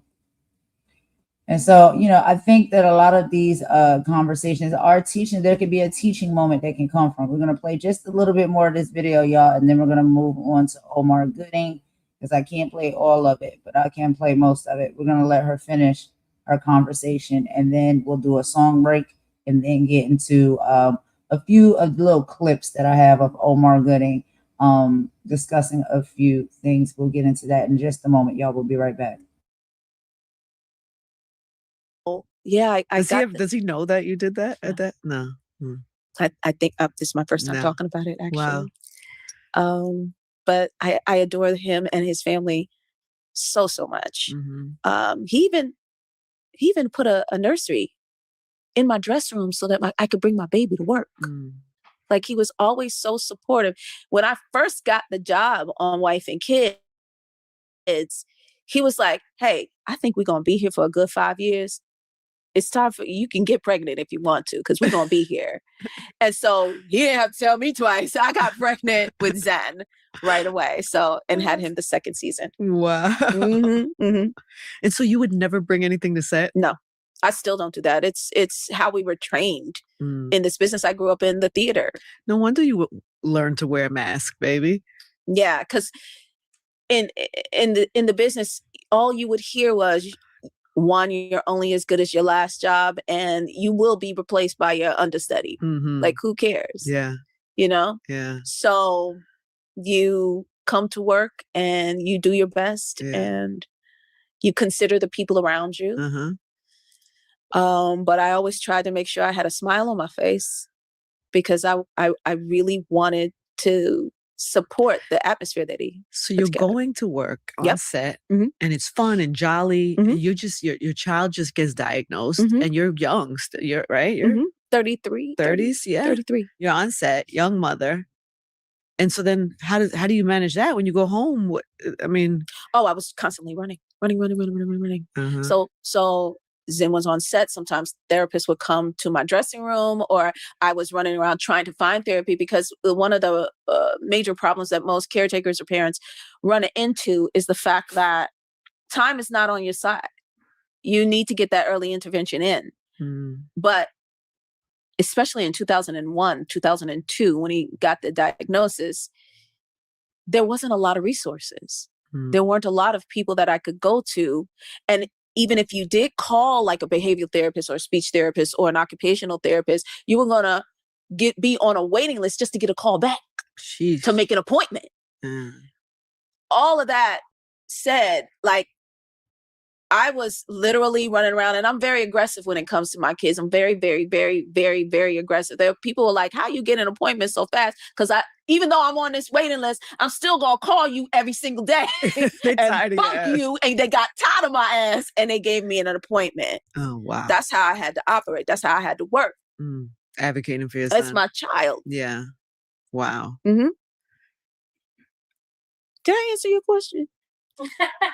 I think so. Okay. I mean, I was just trying to understand the everyday of that, like, as a young woman, and Remember we had Sherry Shepherd on also. Yes. Yeah. Sherry was great. Sherry we had Sherry on the show. Yeah. I don't know how many months ago.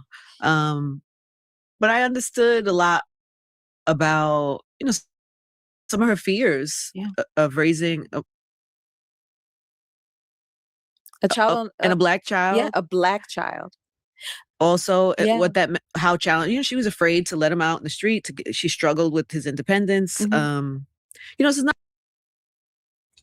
All right, y'all. I'm so sorry. I'm gonna stop it right there. But yes, also Sherry Shepherd is another woman that's been very open, or a celebrity that has been very open about talking about her experiences with having an autistic child as well.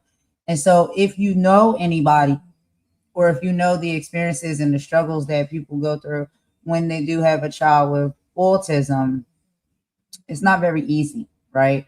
And then we have people that sit up on this internet and on this platform and just say the most ill, disgusting things about people's children, about their parenting. And let's be very clear. Some people make fun of things that are real and true and factual, which is disgusting. And some people sit up here and they make things up that they know nothing about at all. I have been told that my son has fetal alcohol syndrome. My son does not have fetal alcohol syndrome. It states that nowhere. And I don't even care if these criminals want to call my son's doctor office, like they call people medical facilities and stuff like that, and ask for themselves. If you care to do that, which is incriminating, you can do so. And you can find out the facts for yourself. That's not factual. My son does not have that diagnosis. He never has. But for people to get on this internet and come out of their mouth and just say these things, which that is something that is very tender, because there are parents out there whose kids unfortunately may have that.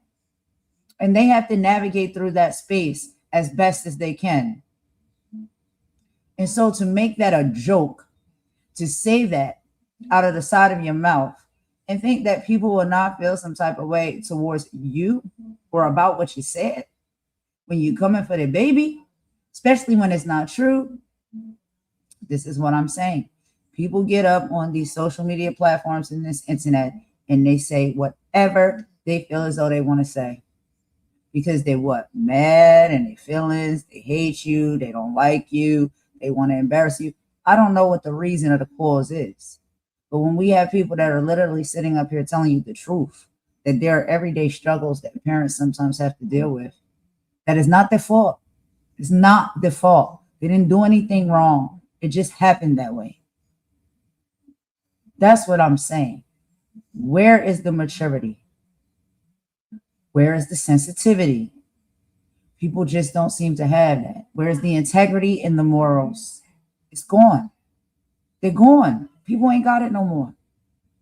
Just to say something funny or get a get back at somebody, you get so low vibrational and distasteful to say the things out of your mouth that you do. And it's nasty work. Very nasty work. But anyway, y'all, I'm going to get off my, my daggone podium here. But I'm just saying. And people want to come at me and have confusion. Why I get so upset with them. These are the things that people have said about my child. They've never met my child. They've never been in my life. They're not in the delivery room. And even if they want it to be incriminating, go look up his medical records. Call where he was born. Call his doctor's office. Go ahead, pretend to be somebody calling for information like y'all do. And do it. Go find out if that's what his medical records and reports say, that my son has fetal alcohol syndrome. The audacity. And I'm not the only one. A lot of people, kids, get talked about on this platform. Their traumas get talked about on this platform. Their parenting gets talked about on this platform. The audacity of people to go that low. Yeah, they wasn't in a delivery room. They don't know anything about my life, anything about my son. Yes, 1-800. These are the things that they say. And so when we take the actions that we take and we get as angry as we get, it is warranted. You don't get to sit up there and talk about someone's child like that you know nothing about. But this is what these people do. But anyway, I don't want to keep preaching about this. Again, y'all, we're going to have an epic and a full, robust housekeeping in a few hours from now. Y'all return back, please, for that, because it's going to be explosive. This is, just our regular live, our regular content. But we do have our housekeeping that is set up. And we got a lot of things to say, because this stuff is getting out of hand on this YouTube platform. And it's all being dealt with. But anyway, let's take a quick song break. After the song break, we'll get right back into Omar Gooding. He had a few interesting conversations on a few platforms he was on that I really wanted to get into and, just listen to along with you guys and see what y'all think. But let's take a song break and we'll be right back.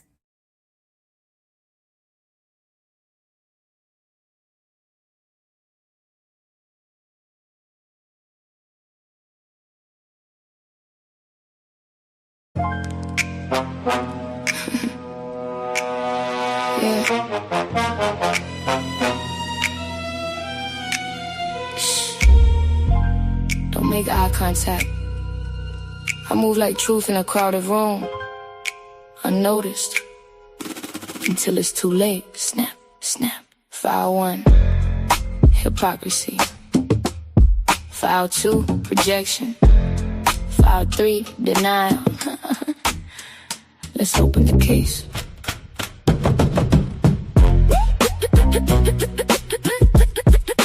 Let's open the case.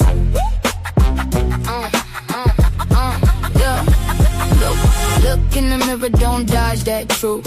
All that preaching, but your hands stay loose. Talk accountability till it points at you. Then it's silence when the receipts come through. Karma, don't forget no names. Every screenshot still plays the game. You throw dirt, but you stay the same. I just let facts do all the flame. Yeah, I seem to shift when the narrative flip.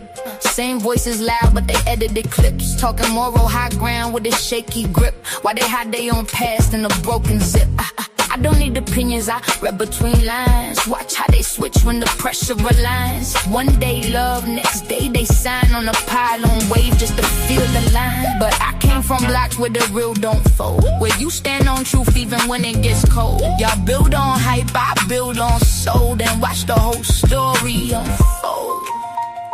Yeah, I see it. Don't act holy now.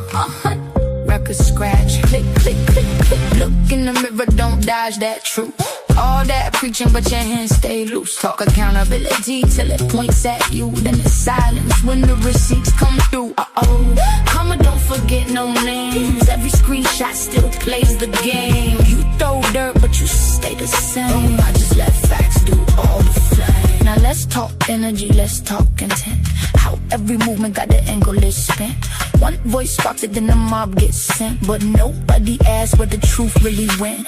Funny how justice only loud when it's safe, but goes real quiet when it's their own case. I don't chase clout, I don't need that space. I let silence expose what they erase. You can't build real or fake outrage. Can't write truth from a scripted page. Karma's patient, don't rush that stage. But when it lands, it clears the cage.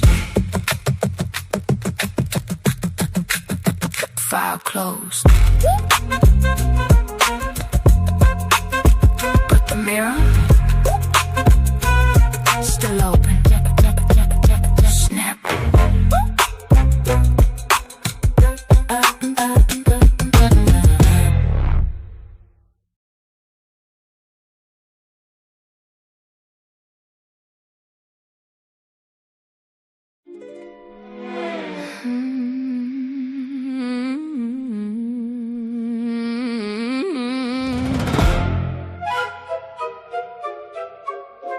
Yeah, internet got everybody acting now.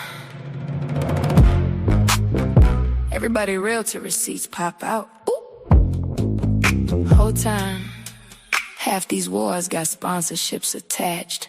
Facts. Ding.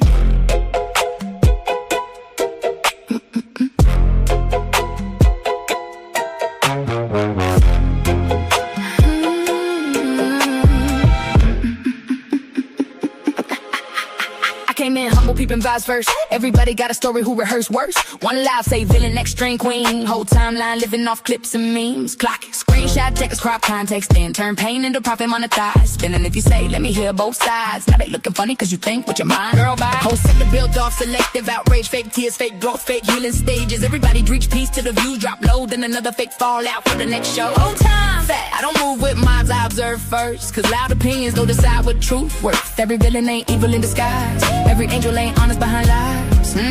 Preach. I stand on business, not delusion. Half these friendships, strategic fusion.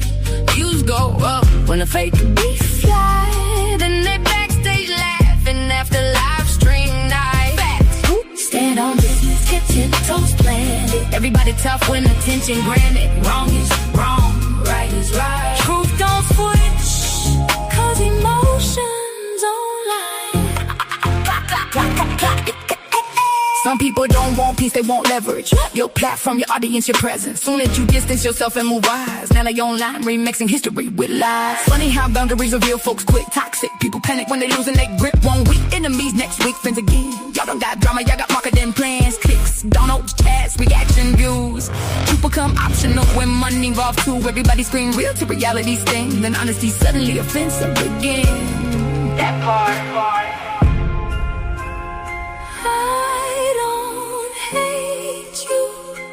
I just see clearer now. Some people love chaos more than connection. Some people only loyal when they need protection. I stand on business, solid pressure. Can't buy integrity with views or extras. Everybody asking for digital consumption. Whole lot of chaos for online discussion. Facts. Stand on business, no pretending. Truth stay truth when the trending in. And I won't fall just to fit online. Cause truth don't pick sides. Truth survive. Truth survive. Survive. Truth survive. Survive. Truth survive. Survive. Survive. A lot of these friendships transactional. A lot of this outrage profitable. Truth survive.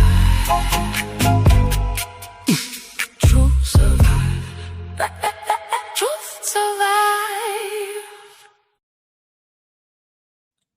All right, y'all. So thanks for rocking with us through that quick little song break right there. I'm gonna go ahead and give just a little bit of my final thoughts, y'all, before we get into our next video of what we've seen thus far from the conversation between Tisha Campbell and Angie Martinez. But I think the biggest takeaway from that conversation, yes, we didn't hear all of it, but from what we did hear, is Tisha's journey. Okay, your mess will suffocate you before it saves you. So many of us today are walking around fronting like we got it all together, trying to be the strong one for everybody else while our own house is on fire. Hitting rock bottom isn't the end of your story. It's the moment you get to stop pretending. True strength isn't having a smile on your face at all times. It's having the courage to say, I'm empty, I need help, and I'm rebuilding from scratch. So it's time for us to drop the mask so your hands can be free to receive your blessings. Now, y'all, we're going to get into our next topic. There was a sit down that Omar Gooding did, and he had a few things to say about DJ Vlad and his platform. So there's a lot of friction surrounding Omar Gooding and interviews like on DJ Vlad's platform. It highlights a deeper cultural issue. While Omar has a legendary resume, such as being on shows, hit shows, like Hanging with Mr. Cooper, Smart Guy, Baby Boy, and Wild and Crazy Kids, mainstream Bible platforms often focus heavily on past legal issues, family drama, like his brother Cuba Gooding Jr.'s legal troubles, or industry beefs. The real issue here isn't just one interview. It's the ongoing battle over who controls the narrative of Black talent and whether our artists are being celebrated or picked apart for clicks. And so he had a few things to say about that. And the platform over there on DJ Vlad, which a lot of other artists have had the same sentiments as well and spoke up about as well. But let's listen to a little bit of what Omar Gooding had to say. And y'all can meet me in the chat if you want to. Let me know y'all thoughts and feelings and opinions on not just what Omar has to say, but overall, what do y'all think about DJ Vlad's platform? Let's get into it, y'all.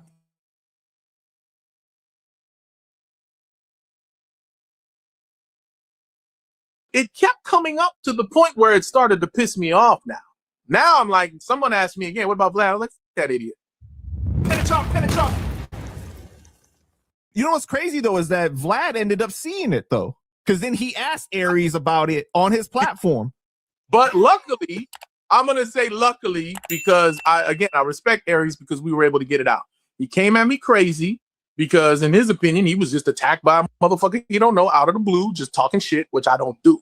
So then when I explained it to him and apologized like a man, he said, we good. So that was that. Then Vlad was trying to pull it out of him. So Omar said this and da-da-da-da-da. And he was respectful. He was just like, nah, man, we handled that. What y'all talk about? Don't worry about it. We grown ass men. So I respect Aries for that. He did. And Vlad, now we wouldn't say fuck you to somebody. The thing about Vlad is, there's a lot of things about Vlad, but I would just talk about my experience with Vlad. Vlad. Wait. Before we get into that though, get into that, can I just ask you? Because like, when you did say that to take it down, I did tell you, I said, I'm glad that you guys got to talk and everything is cool now. Because to me, it's not content over everything. Like, if you really don't want that up there, you're not happy about it. I don't want to be that guy to be like, I'm gonna keep this up there because it's gonna get numbers. Yeah, I respect the hell out of that because yeah, but you're right. I'll get back to Vlad in a minute, but you're right. What I said to him was, I'll ask him to take it down, and then whether he does or not, I can put it up on my platform, but it's going to draw more attention than anything. Or you can just let this shit die out because didn't nobody see it, in my opinion. But you're right. Vlad saw it, and I guess whoever else fucking saw it, and then he was really goading him. See, Vlad's different. You asked the question and let me go the fuck off. You gave me rope to hang myself, and I jumped and swung on that motherfucker. But Vlad was really goading and baiting and saying, yeah, what do you think about this? Well, what about Omar? Well, what Omar said this. Well, would you fight Omar? Like, and he just go on, man, if you don't knock it off. And I respect that. But I think my problem with Vlad was that me not knowing him. And this is what's crazy about it. They said, the theys were my people said, Vlad wants to do an interview on Vlad TV. And I'm like, what does that mean? I don't even know. This was he was the first podcast interview that I did that kind of launched, you know, I didn't get paid for that shit. They just said, you should do it. He's really big and you should do it. And I was like, no. And then someone else told me, yo, I heard you turned down the Vlad thing. Like, what's wrong with you? Vlad is crazy. He's good. He's this and that. I was like, really? All right, fuck it. And I sat down with them and we had a open conversation. He didn't ask me nothing inappropriate. I spoke from the heart. That was that. People saw that. And then my value as a interviewee went up. And then they started offering me money and then saying how much to be on. I was like, oh shit, you get paid for that shit? I thought them shits was free. Like, no, nigga, you know what I'm saying? Come on. So, you know, real life street stars, I sat down with them and that was crazy, but it was great though. And then, you know, obviously, you know, on. And then it led to, I think, the best platform other than yours was Art of Dialogue, because I think their algorithm is the best for some reason, because everybody's been calling me nonstop since I did this thing last weekend. But anyway, so my issue with Vlad was after we finished that first interview, he had an idea. Now, here's the thing. This is kind of how beefs start and like misunderstandings. He didn't find anything wrong with what he was asking of me because he asked someone else and they agreed. What he asked me to do was to come back on for a part 2, but he wanted me to be in character as Sweet Pea from Baby Boy for the whole interview. I laughed because I thought, first of all, that's hilarious, because fuck no. Like, why would I do that? Like, it would belittle the role. It would belittle John. It would belittle the work. It would make me look clownish and buffoonish. And I don't do that. If you follow my career, why would I do that? Well, that's stupid of you to ask. But I took it as a joke and ignored it. And then he came back again and asked again, and then got at my people. And I said, yo, he's trying to get you back on. You know this? And I said, yeah, he wants me to be in character, but like, no one's doing that. And he said, yeah, this other guy did. And he showed me the other guy doing it. And I was like, oh, good for him. I'm not a peer pressure guy. I'm not a they're doing it, let's do it guy. I never have been. So I'm like, okay, again, respectfully, no. But it kept coming up to the point where it started to piss me off now. Now I'm like, someone asked me again, what about Vlad? I was like, fuck that idiot. Because that was a dumb thing to think I would do just because you know someone else did it. And now you're putting me in the box of this other guy, which is the main reason why I wouldn't do that shit. Because I'm not like everybody else. And that's that. And I must have said that on someone's platform, I guess, because to me, this is the first time we talked about this. I've been interviewed saying this, but I guess someone said something about Vlad. And I said, all right, this is what, because when he brought it up with Aries, he was really intent. Oh, I said, fuck me. What do you think about that? Da, da, da, da. And I was like, did he really? Nah, I don't remember saying that out loud, but now that you put it out there, motherfucker, then so be it. But I thought it was extremely petty of him trying to, incite beef and bring up and trying to rile up Aries Spears to be mad at Omar Gooding over something that I did to Vlad, whoever the fuck he is, and that's, they I don't use the words much, the culture vultures and all that type of shit, because, everyone's got their hustle. If it works, it works, for him, not to try to defend the motherfucker, because again, I just thought the shit was dumb. We had our whatever. And then he took it to another level. So now I do kind of have a little edge against him. But, if he's like, well, this guy did it, why won't this guy do it? Look, he's not going to do it. Leave it at that. Don't keep trying to start shit about it. You know what I mean? So I would advise him to just let that go. Let me ask you this though, right? Because I think that the interview you did with him was the best interview that you've had as far as covering your life, like your overall story, right? I think he did a great job at that. And Vlad is the godfather of the YouTube interview and the hip hop space and everything. So I really respect what he did with you as far as that goes. Yeah. I'm asking, how much do you think that the race factor goes into how you perceived that ask from him? Like if Vlad was black and he asked you, yo, what about you be Sweet Pea in character and do the interview? Do you think that you would have taken it differently? You know what I like about that question from you is it's a good question, and it's your and I know exactly what you're getting at, and I like how you asked it. And to be completely honest, the race factor plays into it, because I would have said, if it was a black guy, no, nigga, But because it's Vlad, I went, are you crazy? You understand me? And I would have made the brother feel bad about asking it, because I'd have been like, what the fuck? Really, nigga? I gotta do that's it? I want to be known for one role and I'm gonna just be clowning. Everyone knows you from Sweet Pea. Now let's do a whole interview with Sweet Pea. Wouldn't that be funny, nigga? Ha ha, let's dance. No, what about nigga? Who told you to ask? I would have went at him so tough, he would have felt bad, and I wouldn't have felt bad about making him feel bad. But because Vlad is Vlad, I went, let's just ignore this and hope it goes away. Is there any way that you guys can squash it, you and Vlad, and you would go back on his platform? I am an absolute grown-ass man, and probably not, but yeah, I'm sure that there's it. Let me put it this way. For one, this goes sound petty as fuck. For one, my price has now gone up, and I know he doesn't pay people, so it would never happen. Is there a way to squash a beef between people? Of course. If I see him, I'm saying, hey man, what's up? You want to come on my platform? Yeah, man, but do you understand why now, or do you still feel offended in some kind of way? Yeah, I feel offended. Why would you tell fuck me instead of just being a man and talking to me? All right, we're men. I'm talking to you now. I don't like that you would ask that because it's offensive to me. Why is it offensive? Such and such did it. Because I'm not such and such. That's why. Do you understand? Or do you still feel like we need to talk about this on air? I would just rather you come on and Cameron and we talk about it. I was like, well, can I trust you? Yeah, I'm honest. I tell them, all right, motherfucker, I will give you a shot. How much will you pay me? I ain't paying you shit. Okay, well, go fuck yourself in all respect. I just gave you a brief breakdown of how the conversation go as men. And then it's like, but I respect you. You have, you do what you got to do. Now, the main thing about doing these things is, and this one here, I haven't mentioned my series. I haven't mentioned my album. I haven't talked about my stand-up comedy tour. I didn't mention none of that shit. Now, I don't plan on doing that because this is an interview for you to use however you wish. And because I wanted to come back. I also wanted to do a part 2 anyway before the shit went crazy. So I respectfully. But if I was going to get something out of it, then sure. As far as just me telling my side of things, I don't feel I need to. The people that, let me put it, this is the best way I can put the Vlad situation. Anyone that I've told the situation about is when he did what? They had that look like, he wants you to do what? Oh, why would you do that clown shit? And I was like, exactly. But I don't have to say that to the people that I would try to explain it to. They get it, For anybody else to be like, that's fucked up. He should have just did it.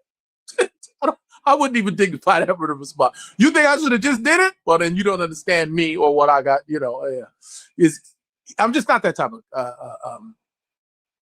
entertainer. Like, there's this look at me trying to think about what I say now. I said I just be as honest as I can with you, bro. It's there are different type of entertainers, and I've tried to say this. I tried to say this before, and it kind of came off weird, so I'm going to try it again. Some entertainers don't mind being doing physical comedy. All respect to the most pioneer people in the world. Because people don't talk about this enough. They always talk about, everybody puts on the dress and their career and this and that, da-da-da. There's 2 people that put on a dress that are, if not the most respected, but 2 of the most respected icons of all time, Martin Lawrence and Jamie Foxx. And don't nobody say nothing crazy about Shanae and Wanda and all that shit. Doesn't anyone have a problem? And no one should, and neither do I, and neither will I. It's just those are their choices. They're comfortable with it, and they worked. Me, I always got offended when they said, hey, if you walk in and then bam, you hit your head on the thing and fall down. I'm like, no. I think I can come off funny without physically falling on the ground. You want to laugh at me falling or hitting my eye or putting on a wig and lipstick and doing like this? That's what I have to do. And I don't think Jamie Foxx or Martin have to do either one. They would be phenomenal, top of the chart, A-list icons, regardless of those 2 roles on either, regardless. Big Mama's House, regardless. Every other choice they've made makes them the magnificent A-list icons that they are. I just don't feel I need to. And I don't feel I would do it justice. And there's so many different things. I got so many reasons not to, that it's one of those things where I made a choice early. I said, I'll never compromise either my beliefs or my fanship. People say, man, I loved you in this and I loved you in that, and you're great in this. So I said, cool. That's what they love. I also love doing that the most. That's what I'm going to stick to. So I'm not going to all of a sudden start doing stuff that people are like, how would you do that? You know, but there's different schools of thought. My brother is an actor that can do that stuff, and it doesn't bother him nor his fan base. They still love him top to bottom. I still love him top to bottom, but I would never do Boat Trip, and I could never pull off radio. Not because I think I'm handsome. I actually tried radio and made a fucking fool of myself. And the people auditioning was like, thank you for coming. I'm like, this shit wasn't a comedy. Why are they fucking laughing? I ain't got no prosthetics in or nothing. They over there, thank you for coming, Mr. Gooding. I was like, shit, that shit was harder than it looks. We all think it's easy. Try radio. Try Rain Man. Try fucking Forrest Gump. Try that shit. Try it and pull it off successfully, and then we'll tell you how easy that shit is to do. And again, even with the dress, most, you know, there's also different types of men. There are different types of men. The type of man I am would never put on a dress. I remember I challenged myself one time when I was thinking by myself, I do this shit a lot, to say, what if you had a daughter? Because I got 2 boys. What if you had a daughter and she wanted a tea party? Daddy, put on the wig and all, let me put the makeup on. And we walk in and I'm sitting here looking like this. And because I don't have a daughter, I can unequivocally, positively tell you, no, baby, daddy, because daddy doesn't do that. Oh, you're crying? I'm sorry you're crying. But I can put on this gorilla outfit. I could put on this and da-da-da. I could put a clown with a nose. Hee honk wee. Isn't that funny? I want the dress. Well, baby, sorry. Now, does that make me more of a man or less of a man because I would refuse my daughter to whatever, emasculate mother, whatever the case is? I don't know. You be the judge and keep it to yourself because we'll never fucking know. But that is the only time I would think, like, well, maybe. Yeah, we good. Okay, good. Uploading your track. What the hell just happened? So I feel like something about to start playing. Like, whose music is this? No, you good. Okay. So anyway, so that's just me. There's a movement that I want to begin when I get the chance, when the timing is right, because there's a community, the LGBTQ, they have a community, and I understand them. I get it. I respect everyone. I do, but I am not a homosexual. I have no problem being around one. Just don't try to kiss me. Don't make me uncomfortable. I don't like touching men for too long. Good hug, okay, drunk or not, all right, nigga, move. You know what I mean? But don't tell me I'm homophobic because I won't put a dress on. What's wrong with just being a man? Can I just be a fucking man? And like, I was raised as a fucking man, and it's helped me out in a lot of circumstances. I've been in situations where I might have been scared, and I might have wanted to go, oh fuck, and I remember mom say, "You a man, be a man," and I go, fuck that, and I feel empowered. I had to. My mom said, "You gonna walk me over here to this place, and it's dark and scary over there." And I'm like, well, why are we going over there? She said, because I got you to protect me. That's why. And I was like, oh shit. And I like that feeling. And that's what I feel like as I've been raised. That's what a man is. And now, you know, what you do sexually, whatever, motherfucker. Just when it's time to be a man, you be a man, right? But there shouldn't be a problem with me saying man up. Without somebody going, oh, why would you say that? He doesn't have to man up. How about woman up? Whatever you want to call it. I would say toughen up, whatever. This is how I was raised. This is what I believe. And this is how I'm going to raise my kids. If it works, good. If it doesn't, and they wind up, you know, making their own choices and feeling their own way and doing whatever, so be it. I still love them. You know what I mean? So I just want it to be okay to be who you want to be. And I don't think that's it at all. I think you're always put in some type of box. And it's like, no, I'm just being me. I can't just be me without being anti them. That's all.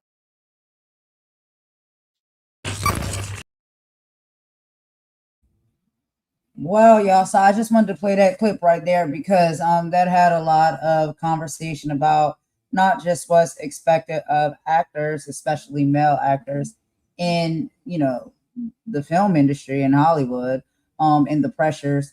There's also was the conversation around, a little bit of the weirdness that DJ Vlad gives off when he does his little interviews and stuff like that. And how some people are like, yeah, I'll do it. And some people are like, yeah, no, I'm good on that.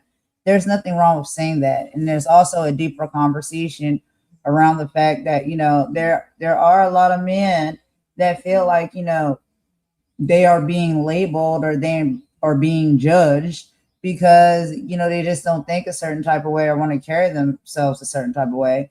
And there's no disrespect from them when it comes to that. When we're speaking about, people that may be under the umbrella of the LGBTQIA plus community, it's like nobody hates anyone because of the decisions that they choose to make. And unfortunately, we have seen a lot of, it's just very odd that a lot of Black men, especially, I'm not saying all, but majority of the ones we see as Black men in Hollywood that get these opportunities and jobs, it's almost at some point in time they got to put on wigs and dresses. And if these men don't want to put on wigs and dresses, they don't have to. Now, the men that want to do that, or that's their identity and that's what makes them feel comfortable, and they choose to do that, nobody's judging you or making fun of you. And I think there is a separation between the two, right? If you are a trans woman, nobody's making fun of you or saying that there's anything wrong with you. That is your choice. But for people to be forced, like fed and force things down their throat that they're not comfortable with and they don't want to do, I just don't think that's fair. And I don't think to get a shot or an opportunity when you're in Hollywood, if you have the skills and the abilities to be a great actor, as a man, that you should be forced or made to feel like, you have to take on certain roles and certain identities. And even if we step away from for a moment that, what we talking about, the LGBTQIA plus community, it's also the stereotypes of it all. Like, you want him to come on there and be Sweet Pea. Well, we know what Sweet Pea's role was. We understand what Sweet Pea's role was, and he played that role well. But that's not who Omar Gooding is on an everyday basis. And so why would you ask him to come on and sit down and get into character and be that character on an interview when you're supposed to be talking with him and getting to know him as the actor, not as the role that he played? So it's a lot of those little funny games and stuff that go on. And a lot of people have been speaking about it. And, there's thoughts, feelings, and opinions that everyone may have on some of these things. But, is there any hate that comes down to it? No. People are very much okay with individuals living their life how they want to and identifying how they want to. And, sexuality, gender identity, all of that is fine.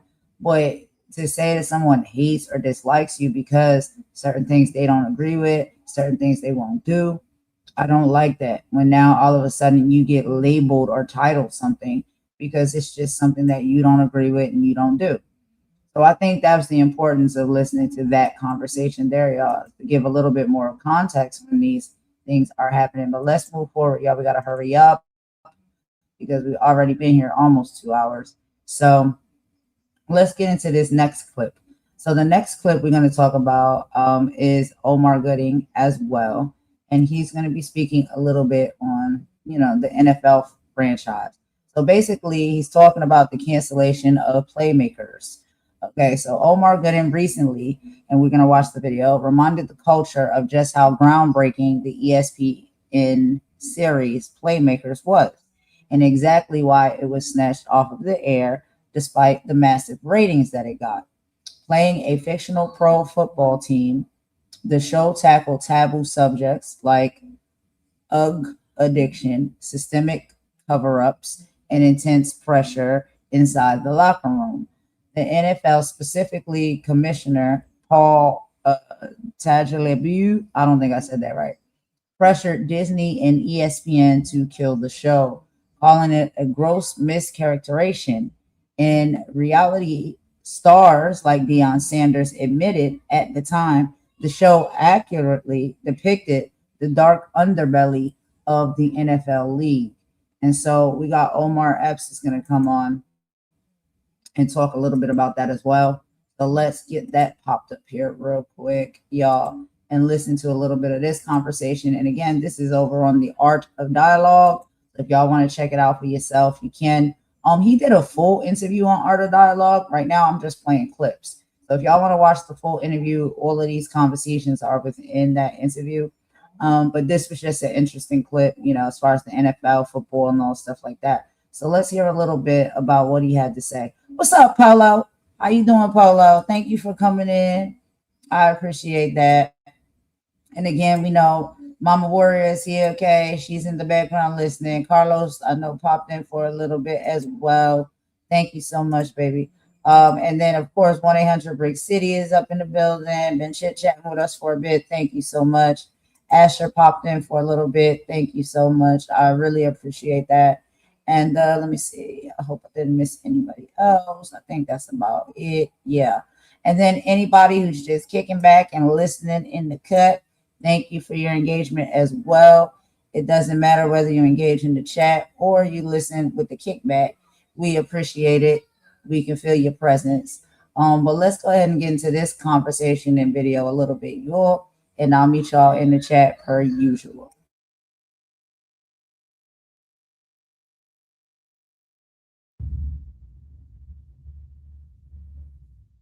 What is some of the roles that you could have auditioned for where you feel like if I would have got this role, my career would have went to the next level? I know exactly what you're asking me. And the only thing I can say without sounding like, well, but you know, God always has a plan, man. Like if you really just listen to everything that I've been talking about, and I make jokes here, you know, I love the women. But if you think about it, you go, you said you what? You was making a lot of money, you had a good time, and you went to Vegas. Every weekend. You was doing dumb shit. Yeah. We were invincible. We felt like we were going to work forever, which we have. And we weren't as smart, not all of us, as smart with our money and this and that. We just was like, fuck it, you know. But I've always been a TV guy at first because that's my bread and butter. I know how to book TV shows. I know how to get it. I know what they want. I know timing. I know how to look, hold myself. The camera's here. I know how to do blah, blah, blah. I do TV. Movies, a lot more politics. TV, I'm booking that shit.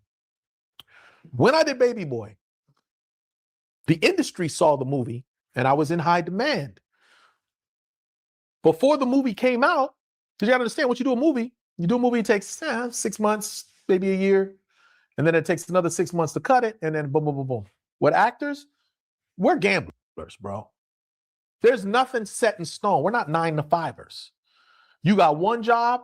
While you're doing that job, you got to look for the next job because you don't know what's going to happen after that. What you doing after this? Shit, I don't know.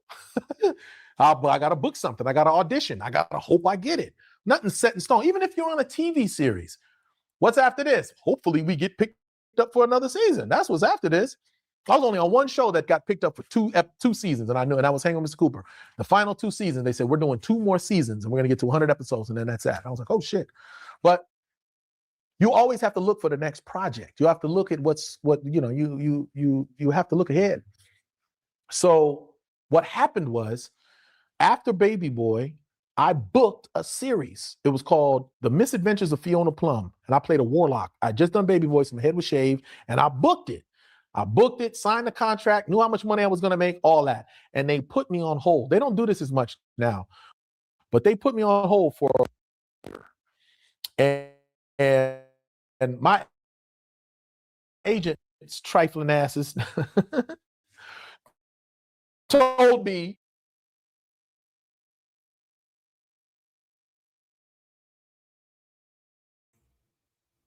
all right, y'all. So we're going to go ahead and take a quick song break. After that song break, we'll continue with the rest of the video, and we will be right back, y'all. Bear with me. Trust me, I got a reason. We'll be right back, y'all. Thank you so much for your support. Let's hit this song real quick.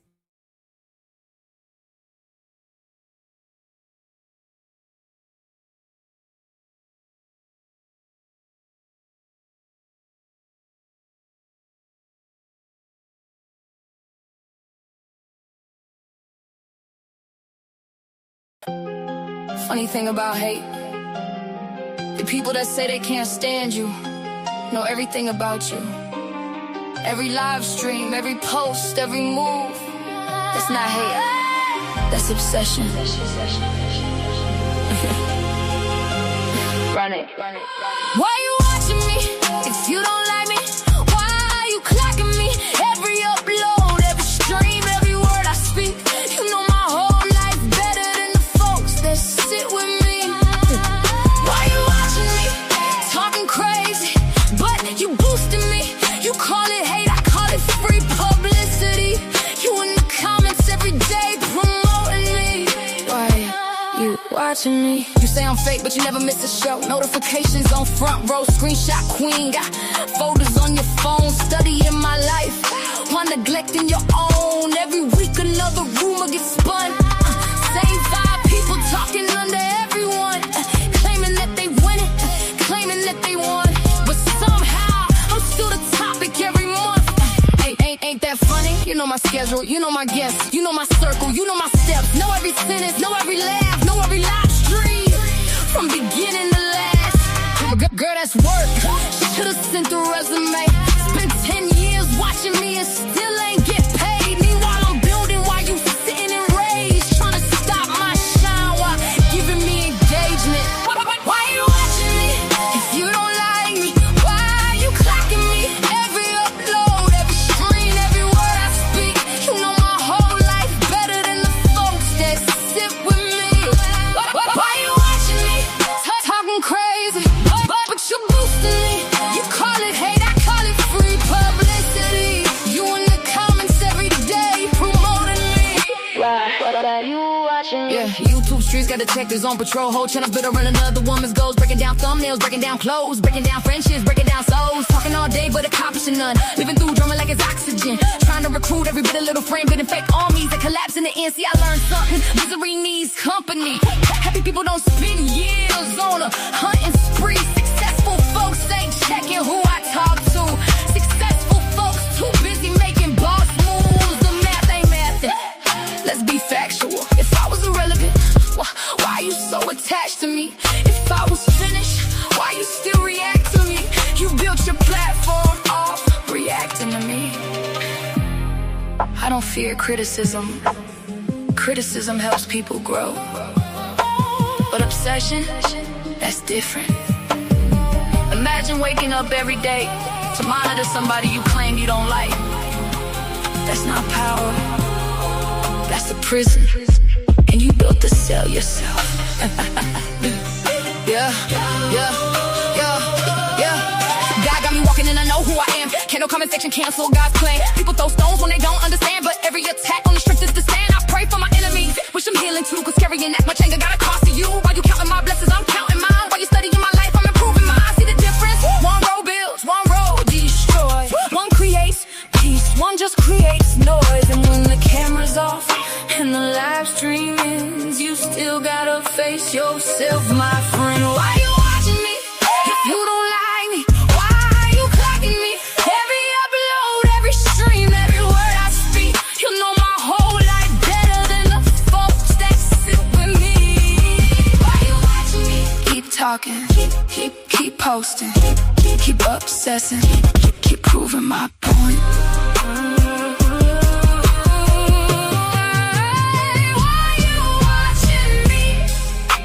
Some people spend their whole lives trying to become somebody.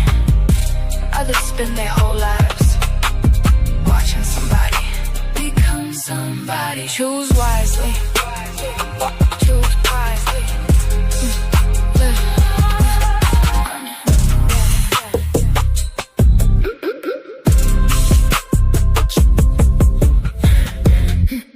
Choose wisely.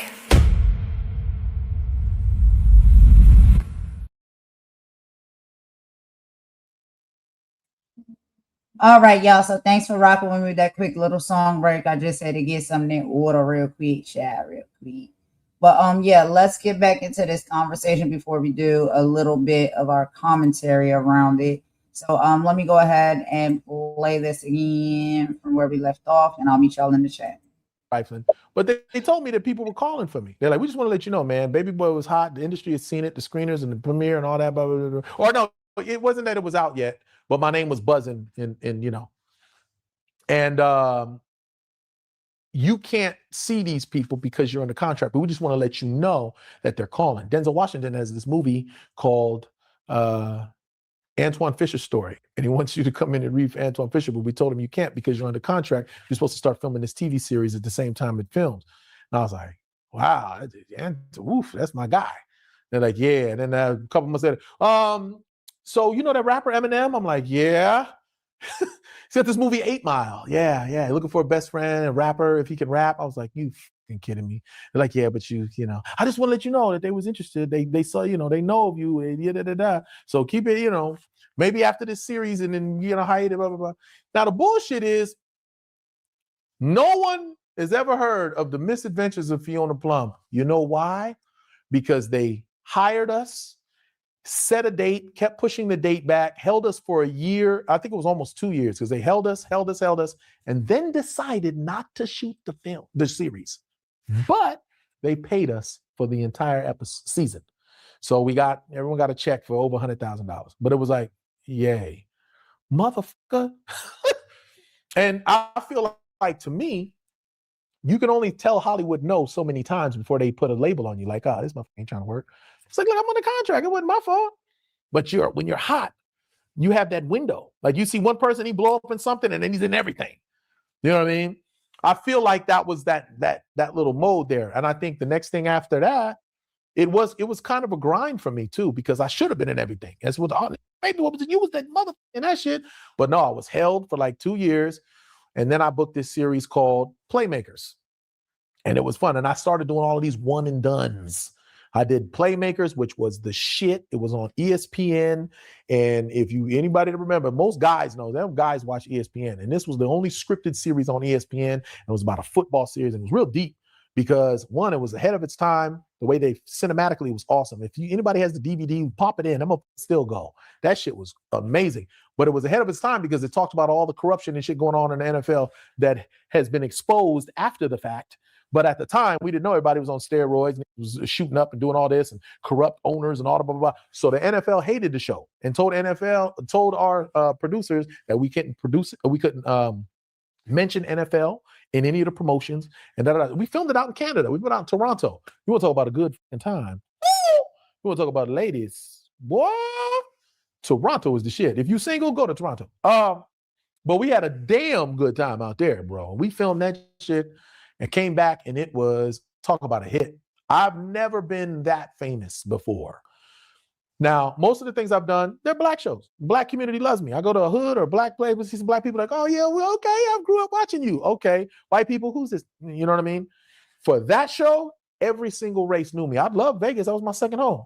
I went straight to Vegas from Toronto. I got mobbed so tough that the security had to escort us out of the casino because they were like, that's DH from Playmakers. Oh my God. And then the people just leaving their chips to run over and get an autograph and a picture. And I was like, what the f- is this? I think I was Michael Jackson. It was fucking crazy. But it wound up not going because the ratings were through the roof. We made millions and millions of dollars for ESPN, but they had to weigh an ESPN NFL contract, a TV show where they're making millions, or $1 billion NFL contract, and it was a no-brainer. And people were like, the show was so good, why didn't anybody else pick it up? For the same reason it got canceled. Ain't nobody fighting the NFL. Ain't nobody. All of these major networks want to have the opportunity for the NFL on TBS and CBS and ABC and TNT. So ain't none of them gonna pick this show up. If the NFL don't like it, they're like, that we don't want to ruin the chance of having the NFL on our network. So there was that. But yeah, man, I just feel like it was just circumstances. It was God's plan, man. I mean, you know, honestly, I am real with myself a lot. And I go, yeah, nigga, could you have handled all that shit? Like, oh, the biggest star you were and you were in Vegas? That's the problem right there, brother. You know what you was going to do if that shit went 10 seasons. You end up in the casino in Toronto. So, you know, I've learned to temper my impulses. And now, as I matured, as I've had children, I even took a while to have kids. I always knew it. I'm condom. I love you, baby, but condom. I'm not having kids right now. I know that I'm not responsible enough to have kids. I kept going till I was 38. Then the woman I was with, we said, all right, let's try it. Let's go ahead and have some babies. Let's do this. And then it changed me a lot. You know, it's as much as responsible as I was with being out and having the right people around me that understood the assignment and so forth and so on. It's a different level of you have to make it home once you become a father, in my mind. It's dear to me because I always wanted my dad to be home and he just was never there. And I thought it was because they got a divorce when I was born, or actually when I was 10. My brother and sister was like, no, he was never there. Papa was always just gone. It's just what it was. It's just his occupation, his relationship with mom, whatever the case was, he was just never there. So that meant a lot to me to be like, okay, now that I'm a dad, I got to be there. So I still do a lot of traveling, but luckily we're in a different age now. If I could have FaceTimed my pops when I was growing up, that would have meant a lot. Just, I'm like, the call is cool, but let me see your face. Oh, what's up, Dad? What's going on over there? You know, my kids have at least that when I'm traveling. And I do think it's impactful. And again, it's different. So I know I'm rambling a lot, but I'm talking about your initial point of, did I miss some opportunities? Definitely missed some opportunities. Definitely could have played the game a little different, but was I ready? I don't think I was. I don't think, you know, especially when you start, this was deep. When I watched the Michael movie, two things I took away from it. One, a good belt can inspire greatness. No, that's not a good joke. The real thing I took away from it was Michael, understanding Michael, and I got it. I get it. He wasn't able to be a kid. So as soon as he got the money to do the things he always wanted to do, let's be a kid. You spoke to all the kids that he hung out with and the accusations and all that bullshit. They were like, no, but we had fun. I like that in the movie. I think they put that movie together great, man, in the sense that they showed his relationship with animals. He's like, I just want, it's something. One thing was these kids that you want me to be friends with are looking at me like, oh my God, you're Michael. That ain't no goddamn fun. These animals don't see that shit, And then when I wanted to play games and shit, my brothers they were bigger than me. They were grown. They were like, playing with you. You know what I mean? He had nobody his age. And then when he was old enough and actual kids was like, oh, you just Michael, it's cool. Oh, cool. Let's play this. Hell yeah. Let's play these games. You know what I mean? And I get that. But, for me, it just felt like you're ready when you're ready. You're ready when you're ready. And luckily I had a mother that was a prayer warrior and had God on her side and prayed things into existence in a way that it helped. It made me be more aware of just the shit that's here. You got to have that inner man strong. You got to be able to think. You got to be able to, what I'll be teaching my kids now, my oldest more so, is that you got to play chess in real life. And they be playing chess in school, which is crazy. They're like, we had a chess class. I'm like, really? And I'm like, you see how chess is? You got to think ahead. Oh, if I do this, that's going to happen. That's going to happen. You got to use that in life, man. And thinking back, I didn't do that. I did. Sometimes I'll go, nah, that's not a good idea. And again, but why did you fall into this trap? Or why didn't this happen? And everybody's doing coke and da-da-da. I was never big on peer pressure. I go the opposite. When everybody's doing it, cool. Well, then have fun. Like, you want me to not do something? Tell me I got to do it or try to force me to do it. That's what you get me to not do it. Out of here. You have a better off chance saying you can do it if you want to, then I might just try it. But it's the peer pressure shit that has me going the opposite way.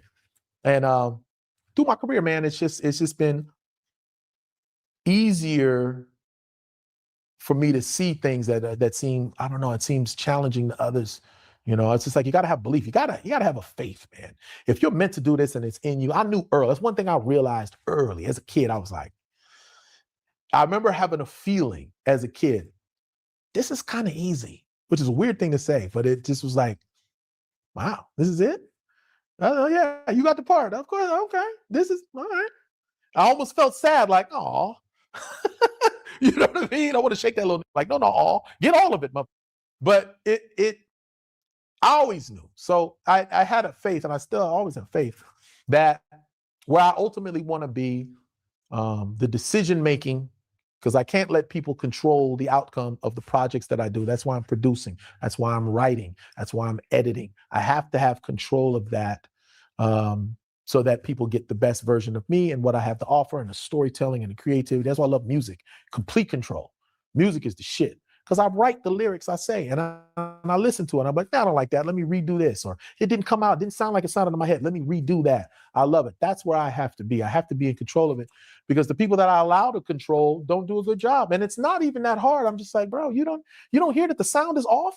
What the fucking tubi is this? You don't see that them lips is moving into off singing? What is wrong with y'all? Give it here, give it here, give it here. You know, and I've tried my hand at editing. I said, this whole scene doesn't make sense. Can we move that and put that in there? Oh shit, there we go. You know, first movie I helped edit was a film called AM Radio, which you can go watch that right now. It was right in the middle of the pandemic. And we negotiated it. We were about to film it, was getting right ready to do it. The pandemic hit. We lost all our investors. And me and the director, shout out to Ricky Burchell, said, you know what? What do you need? All right, y'all. So for that video, we'll end it right there. But I wanted to play a little bit further beyond, you know, him just touching on the subject of what we were speaking on as far as, like, you know, the NFL and how they have a lot of power, you know, and they don't like to be painted in a certain light. But sometimes the truth is the truth, and the truth hurts. And basically what he's saying is that he was on a TV show that depicted a lot of the real things that does actually happen in the NFL. And the NFL franchise did not like that. And so they deaded that show. Oh, Imani is back. Hey, girl, what's going on? What's going on? Have you been listening a little bit? How you doing? Yeah, I listened a little bit. You're doing well. You did great. I just came in to say goodbye to the listeners and tell them I'll be back for the epic house cleaning later. Yeah, girl, that one's not even housekeeping. That's house cleaning. You know, Yeah, that's the deep clean. Okay, we got to yeah. bring out the pine saw, the bleach, the feather duster, the mop, the broom, and all of the other things. So, Yeah, so I just came in to say goodbye. Sorry I couldn't be on this one, but I definitely yeah, will be back later. Okay, you guys take fun. care. That is going to be really, really fun, girl. But yeah, we're getting ready to wrap it up here in a minute. And when we do that video, one of the things that I want to do, because I'm pushed a little bit for time as well, I'm going to go ahead and finish up with Omar Gooding, but I'm going to save the Ciara and Russell Wilson, and we'll do like a part 2 with the house cleaning. So we'll talk about the house cleaning first, and then we'll dive into, you know, the Ciara and the Russell Wilson conversation that they had with Keke Palmer, which I thought was excellent. Just talking about their relationship and love and, you know, matchmaking and all those things. So I'm gonna do it like that, part 1 and part 2. But the housekeeping will take up most of the time because we got a lot of things to get into. But yeah, I'm almost finished with this one. So there's a few more things from Omar Gooding, and we are out. But yeah, y'all. So as I was saying, as far as the commentary that he's been making thus far in this video, and we're gonna go ahead and end it here, talking about the NFL. I already said that. And then a lot of things he said as far as, like, you know, his character, you know, as a man, as a father, all the things like that. And he consistently says this in all of the interviews that I see him say, which I think is really important. You have to, like, you know, you got to put your foot down. You got to stand up for who you are, what you represent, what you're willing to do, and what you're not willing to do. And it doesn't mean you're passing any judgment to anybody who chooses to do those things. It's just not for you. And you're not going to, you know, bend or break to do it. And so I really, really enjoyed that. But now, y'all, because I got to go ahead and get this one through, let's get into the next conversation. So this one y'all might be pretty interested in. This is a throwback, y'all. And one of my favorite 2 shows, honestly, which I did not know, you know, that there was any issues. But you know, we heard that Epic Cat Williams interview that he did on Club Shay Shay last year. And he was the one who basically put out there the viral claims that Steve Harvey essentially lifted his entire concept when it comes to Mark Cooper and Mr. Cooper, hanging with Mr. Cooper show. And Omar Gooding addresses this situation. Omar admitted that when he looks back at the timelines now, the storylines were undeniably identical. An ex-pro athlete turns into a school teacher and coach, dealing with a colorful cast of kids and coworkers, airing on a different network shortly after. While Omar handles it with grace, it reignites the very real conversation about sometimes how ideas are recycled, packaged, and sometimes taken from the creators in Hollywood without giving the proper credit.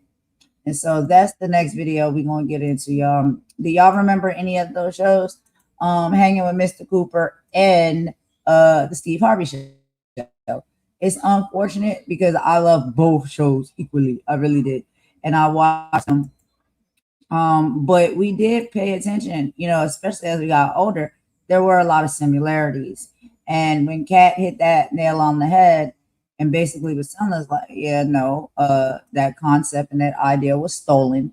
And also because I listened to Mark Curry as well. Mark Curry admitted it as well. Like, he said, yo, Steve stole the idea. You know what I mean? Like, come on. Like, it was literally verbatim. Like, and so, you know, it's unfortunate. It happens in Hollywood. It happens in these sectors and stuff. But, you know, let's go ahead and get a quick little glimpse of what Omar had to say about this. And you remember that Omar was on the Steve Harvey show. So he has a little bit of an inside perspective. And, you know, he put two and two together and seen for himself. It's a little bit similar here. And I'm sorry, he was on the Hanging with Mr. Cooper show. Was he on Steve Harvey show? No, he was on Hanging with Mr. Cooper show. Yeah, Hanging with Mr. Cooper for sure. He wasn't on Steve Harvey. That was Romeo. I like Romeo. But anyway, and then rest in peace to him because he passed very young. But anyway, yeah, Omar was on Hanging with Mr. Cooper. So he has some inside information about this. Let's get into it.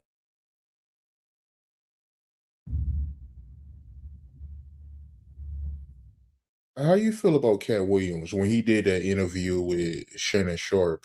You know, he made a comment about how the Steve Harvey show, they took their concept from Hanging with Mr. Cooper. You believe that? Yeah, you know what? I heard that. Those are the type of statements you look at it afterwards and go, damn, if you think about it, yeah. I don't know what goes on in these rooms when they pattern shows after this. So they go, well, that was successful. Let's do that. Hang with Mr. Cooper. There was another show. You know what's kind of funny though, now that you said that? I've had people say, oh, you were on Steve Harvey, weren't you? You know what? That is fucking hilarious. I'm serious. This just came to me. And I'm one of those people. But I got it right there at the end. I got it right. You know, it's the throwbacks. I got to remember. But I remembered it right. But yeah, I was like, because, you know, Omar has been in a lot of really great shows. Smart Guy, Hanging with Mr. Cooper. He also got a show called Family Time as well that he's on. I don't know if y'all watched that one, but it's a really good show. It's kind of like not a revamp, but like a modern day, like Cosby show. Like, it's a lot of morals, Black family, you know what I'm saying? Like, very well established and stuff like that. Showing the brighter side of Black families and Black communities that is not always, you know, out here in the streets, doing this, doing that. No, there's actually hardworking parents and, you know, children who, you know, are being taught great morals and integrity and raised up, you know, in a great, a reasonable way. And so I like shows like that because it shows the positive sides, not all that negativity. But anyway, y'all, I ain't gonna keep talking. But I think it's funny he said that people would say to him, wasn't you on the Steve Harvey show? And I definitely said that. But no, he wasn't on the Steve Harvey show. He was on Hanging with Mr. Cooper. So, all right, y'all, let's get back into it. But yes, a lot of people, when they say, man, you were on Steve Harvey show. And I go, no, I was on Hanging with Mr. Cooper. Like, oh, that's right. The other, you know what I mean? So people confuse it all the time. So there's something there. As far as did he steal the idea? I don't know. People aren't very original, bro.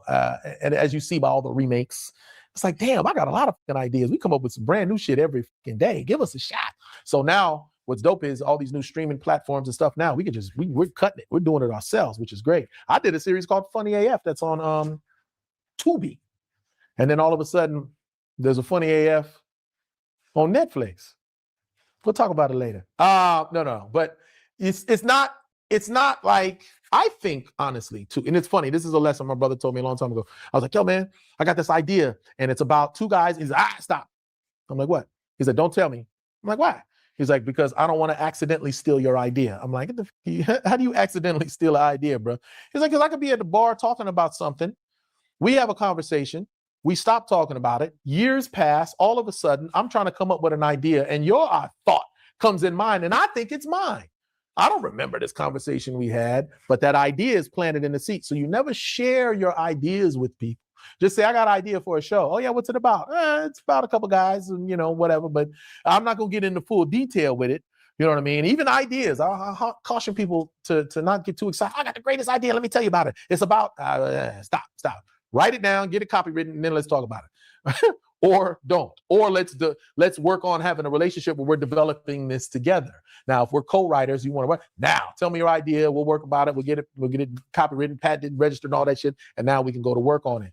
But yeah, he told me that shit a long time ago, and it's a very valid point. So, you know, it could just have been, he's just like, this is what I wanted to do. Like, you're Steve Harvey. You're a very funny comedian. Kings of Comedy was great. It's time for your show or whatever. I don't know what the timeline was. I'm pretty sure that came before that.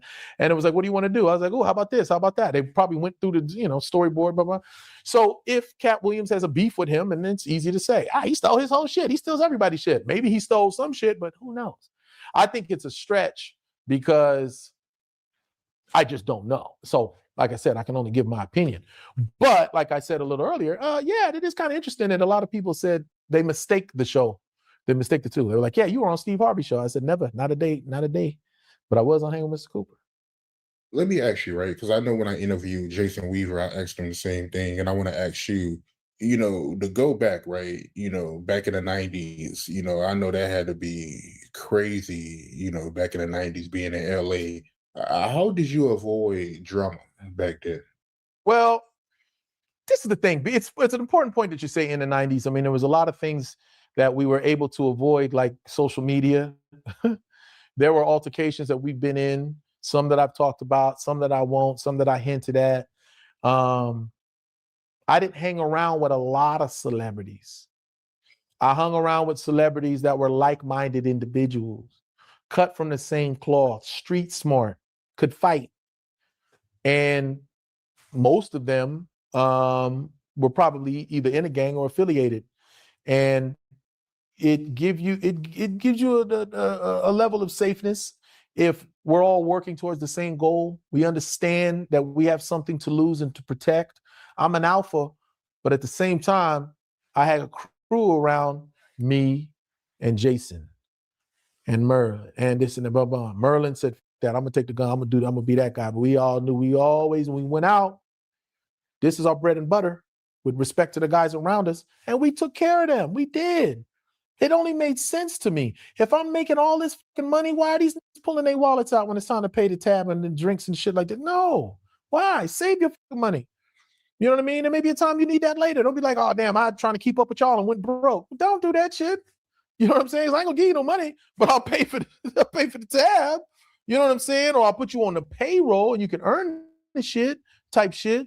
But those are the people that were around us. Now you got these kids running around and they see their bread and butter doing some goofy shit. They want to get a camera video of it. Like, look at this tripping, and then sell it to TMZ to get that quick bag. And now you done off the real bag. So that just baffles me, man. But it was easier. It made sense to me then to surround myself with people that had our best interests at heart. And that's what we did. So our circle was small.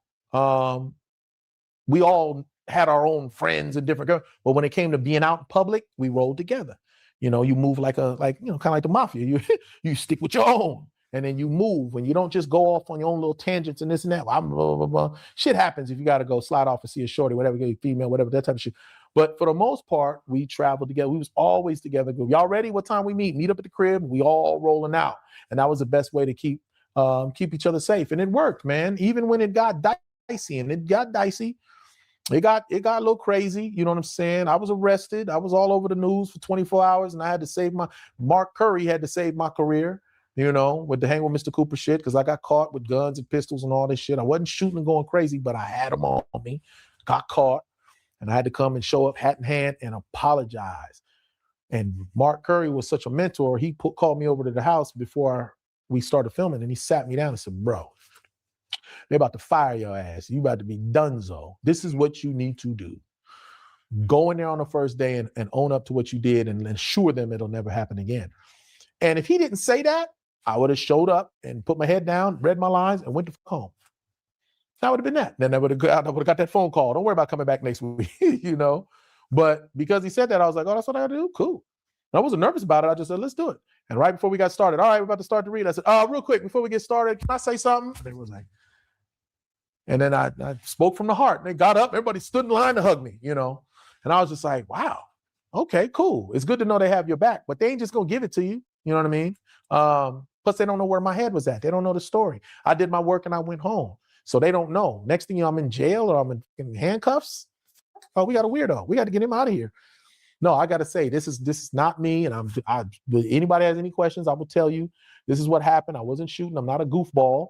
I just like guns. It was a fetish. I had 3 of them, 4 or 5 of them in the car. And it was all mine. And 4 people in the car. You know, so it's like everybody got a gun. Hey man, there's one under your seat. Everybody need one right there. Like, in case what? What are you doing? But anyway, but yeah, that's how we avoided it, man. And you know, we didn't have. Again, you those are the decisions. That's all about decision making. Who is it you gonna hang out with? Later on in my career, like with the Baby Boy set, was different because I didn't fuck with everybody on the set. They weren't my type of people. Not everybody. You know, Taraji was cool as shit. Snoop was cool as shit. A couple of people were cool as shit. Me and Tyrese, we were different type of dudes. He didn't smoke, didn't drink. We're done there. That's 2 strikes. What we gonna do, bro? You know, we just gonna hang out and do this. And do what? Read lines? Like, no, that's not where my headspace is at. But I should have compromised a little more and been like, yeah, okay, I got you. I'll pull up and we'll do this and that and that. We'll figure it out. For him, you know, that was me being selfish. I was very selfish because I knew what I had to prove. I knew what he had already, but I had to prove myself, and I was locked into that. Other than that, my responsibility was my girlfriend to be. So she was tucked under me. It was hell. I'm talking earlier about handcuffing her, but she was also tucked in. Like, yeah, where are we going? These niggas looking at me. All right, get with me, baby. They ain't gonna do shit with you with me, you know. But that was it. But I was selfish. It was me and her, and it wound up being me and her against the world. I kind of pulled her into no, it was us. All right, we're leaving. Bye.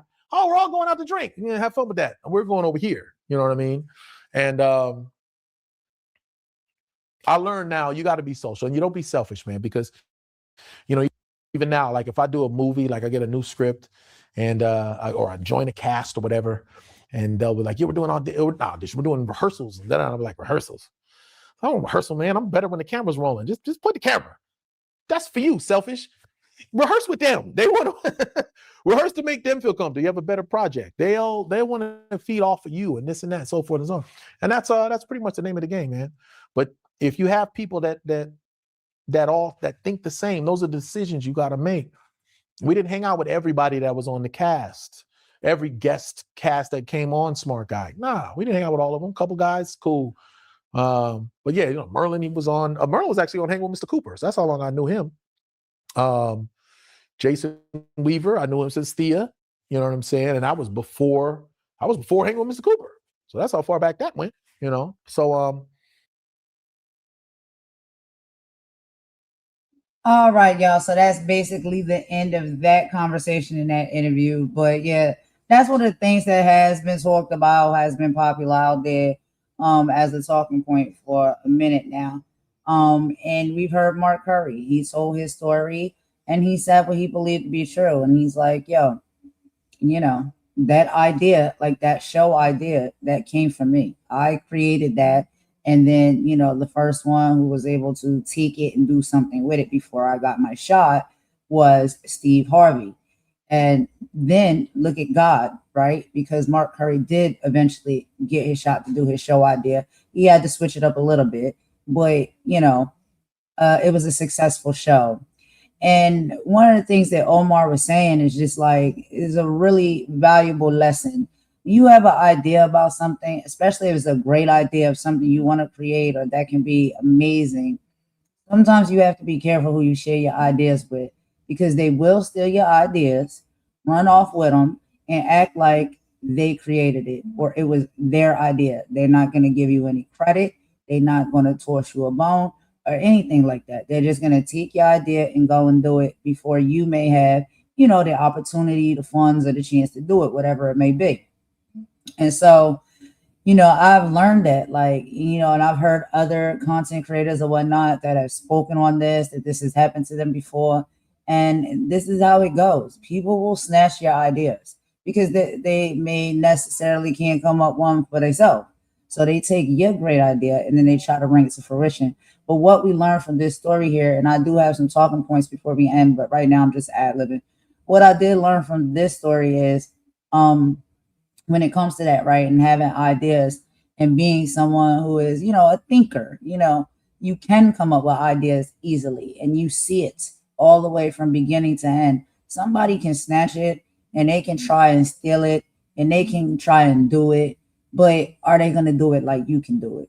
And a lot of times the answer is no, because there's only one you. Your vision, your swag, whatever you bring to that idea to bring it to life, a lot of people, you know, they'll try and duplicate it, but they can't. And it'll be very different. And that's why we do have, the Steve Harvey show. Yes, I watched that show. And we have the Hanging with Mr. Cooper show. And I watched that show too.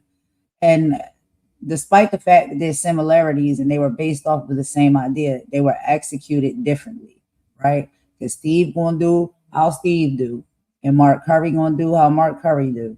And that's why I'm saying we all are unique. Like our swag that we bring to the table is only ours. Nobody else has our swag. Can't nobody else do it like you do it. You know what I mean? And so that's one of the things where it's like, you know, you could cry, but you ain't gotta cry. You just be like, all right, I'm gonna let you have that. No problem. And even if you decide to still continue on with that idea, when you do it, you're gonna have your swag all over it, your style all over it. And it's still going to come out to be totally different, even though it's the same seed of an idea, because nobody can do it like you can do it. So that's one of the things that I learned from that. And we know that, you know, that's happening in, you know, Hollywood, but we also know that's happening on YouTube as well, you know, in social media places and platforms. And, you know, it is what it is.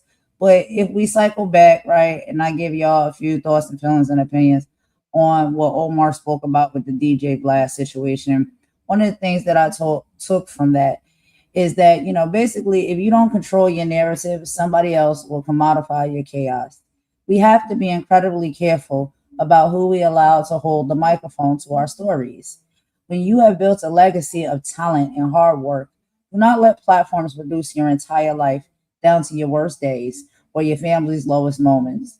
Protect your peace, know your value of your story, and remember that you don't owe an explanation to spaces that only profit off of your pain. Of course, in that situation, it was more so like typecasting and putting people in a box. Don't allow nobody to put you in a box.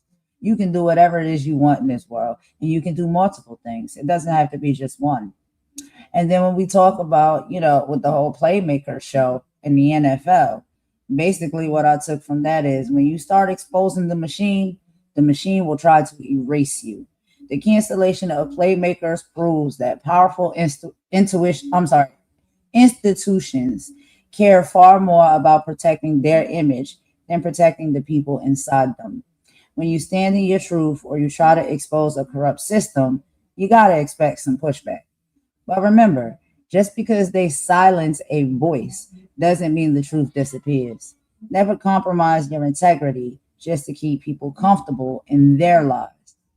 And then when we talk about this final conversation with the Steve Harvey show and the Hanging with Mr. Cooper show, one of the things that I took from this conversation is inspiration is fine, but duplication without documentation, it is technically theft. In this digital age, your ideas, your concepts, and your creativity are currency.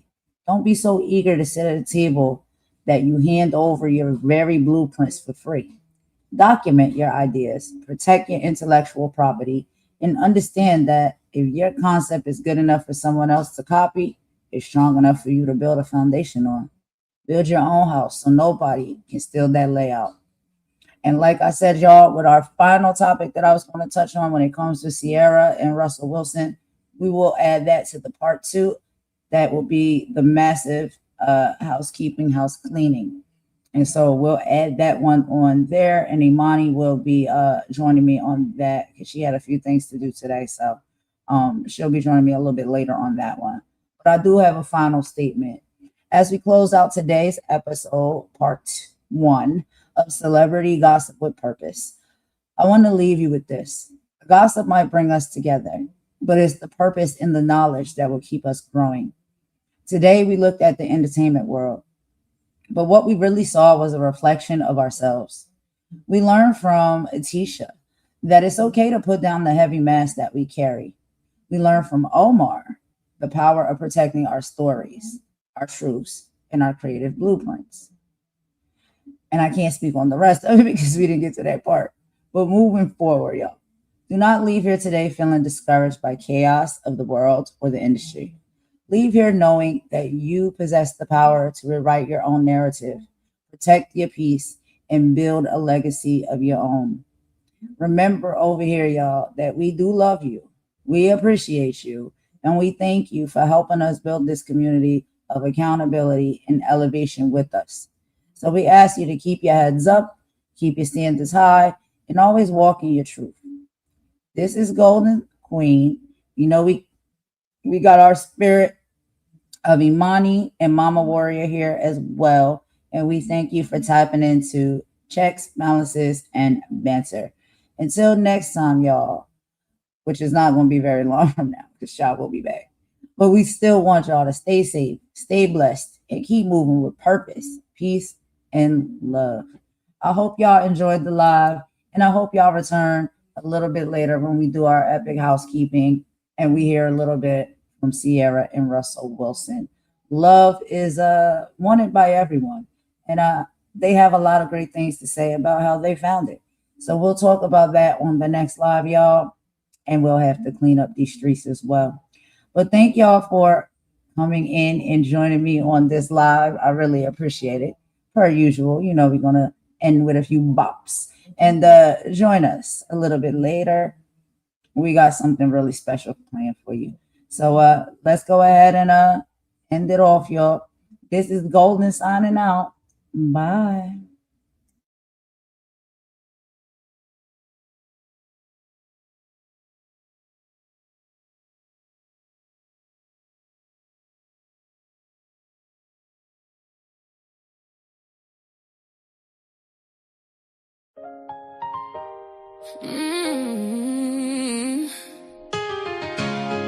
Feeling like got people forgetting folks in the that part. Every laugh ain't harmless. Every post ain't just jokes. Some people smiling online, crying in real life. Enough is enough. Enough is enough. Why you tearing people down for fun? Why? You don't know what they carry when the camera done. Broken souls throw stones and hide their hands. Cowards in comment sections playing God again. Karma don't miss, no, karma don't miss. And healing's still possible too. So either spread love or watch life humble you. Yeah. YouTube streets messy, everybody got a target. Creators throwing dirt like hate became a market. Mocking people daily, that spirit look haunted. Tell me who raised y'all, this behavior garbage. Laughing at depression, exposing folks' trauma. Then next shock when tragedy follow behind you. The evil energy, boomerang proper. Come on, pull up silent like a midnight robber. And honestly, do you watch my live? I talk truth, pain, growth, tears, real vibes. Not everybody built for the games online. Some folks want insult from losing their mind. That's facts, no cap. Y'all did the humiliation. Every live stream feel like public execution. Views over souls, cloud over humans. Then wonder why the whole world mentally ruined. Somebody mama crying at night. Somebody daughter hurt inside. Somebody praying not to give up while bullets screenshot painful like shame on you. Shame. You need healing too. Only damaged people wake up daily, trying to damage others too. Enough is enough. Why you tearing people down for fun? Tearing them down. You don't know what they fighting when the live stream done. Baby, no. Keyboard killers acting tough online. Whole time spiritually broken inside. Karma don't miss, no. Karma is Karma don't skip souls either. Every hateful seed gon' meet the reaper.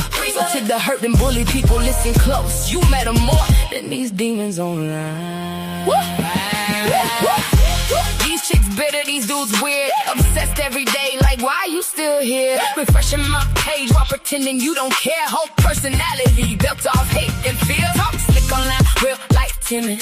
Broken inside, everybody can feel it. Projecting they wounds while the comments all cheering. That ain't straight, baby, that sickness concealed. And I said what I said. Yeah, some of these creators need therapy bad. Not another live stream drag. Not another fake outrage cash grab scam. Y'all bully for a living. That's sad. Spirit look bankrupt, dusty and mad. And the people encouraging it just is trash. Laugh now. Karma got a long memory past. Lord, cover the wounded, cover the lonely heart, cover the lonely heart, cover the people crying silently in dark rooms. Teach us compassion again. Teach this world mercy again. Because words cut deep, so deep. And some people never recover. To everybody bullied online, you are not weak because you hurt. You are not crazy because you feel pain. And don't let these empty souls convince you your life got no value. The loudest bullies usually fighting demons they never healed from. That ain't an excuse, but it's the truth. And to the bullies, get help, seriously. This obsession will tear his strangers apart every day. That ain't normal. Enough is enough. We need love more than ever now. More than ever. Too many souls out here barely hanging on somehow. No more glorifying painful views. No more clowning her forever new. No more mob attacks for entertainment. That darkness got consequences too. Karma don't miss. Karma don't miss. And healing still possible too. So either spread love or watch life humble you.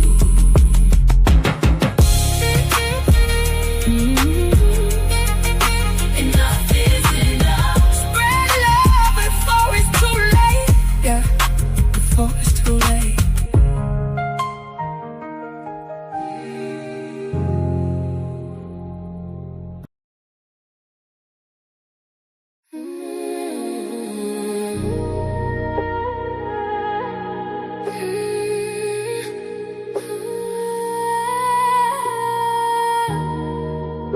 They don't know her like I do.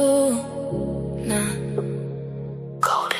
She moved through the city with her hair held high. Pretty brown skin with a storm inside. Everybody see the glow, they don't know the pressure. Smile so warm, but her heart no weather. Late nights riding while the skyline blur. Trying not to cry when the memories occurred. Had to learn fast, everybody ain't loyal. Some people love you long as they control you. Now she move careful, energy expensive. Too many fake vibes hiding in the friendship. Used to give love with her hands wide open. Now every scar got the whole vibe frozen. They don't know her like I. No, they don't know. She goes by golden, soft voice, deep soul, hope or glowing. She goes by golden, city lights dancing with her heart stay open. Long dark road, but she still stay focused. Everybody watching, but they don't really know. She goes by golden, too much grace for the games they throwing. Real love, rare, so spirits they got it. Beautiful soul, but the pain left marks in it. Mirror tell the truth when the lights go dim. All the things she carry weight heavy within. She survived nights she don't even speak on. Still finding peace but the whole world ain't wrong. Funny how the love disappear when you're healing. Funny how the fate come around when you win. Now she trusts God more than people intend. Just cause smiles hide from being hidden in the big. She's still soft-hearted but she way last night. Can't keep pouring love but there's nothing received. Still dancing slow through the hurt and confusion. Trying not to lose herself chasing illusions. She survived the fire. Still glowing through the smoke. Still still dangerous. Still chosen. She goes back home. chosen. Still standing tall while the whole world folding. Shit goes by golden. Heartbreak turned to cinematic. Now the tears got rhythm when she's singing. And they still don't know her like that.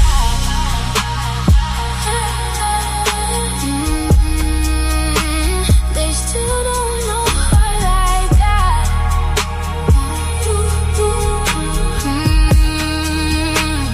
Spend too much time looking for love in strangers.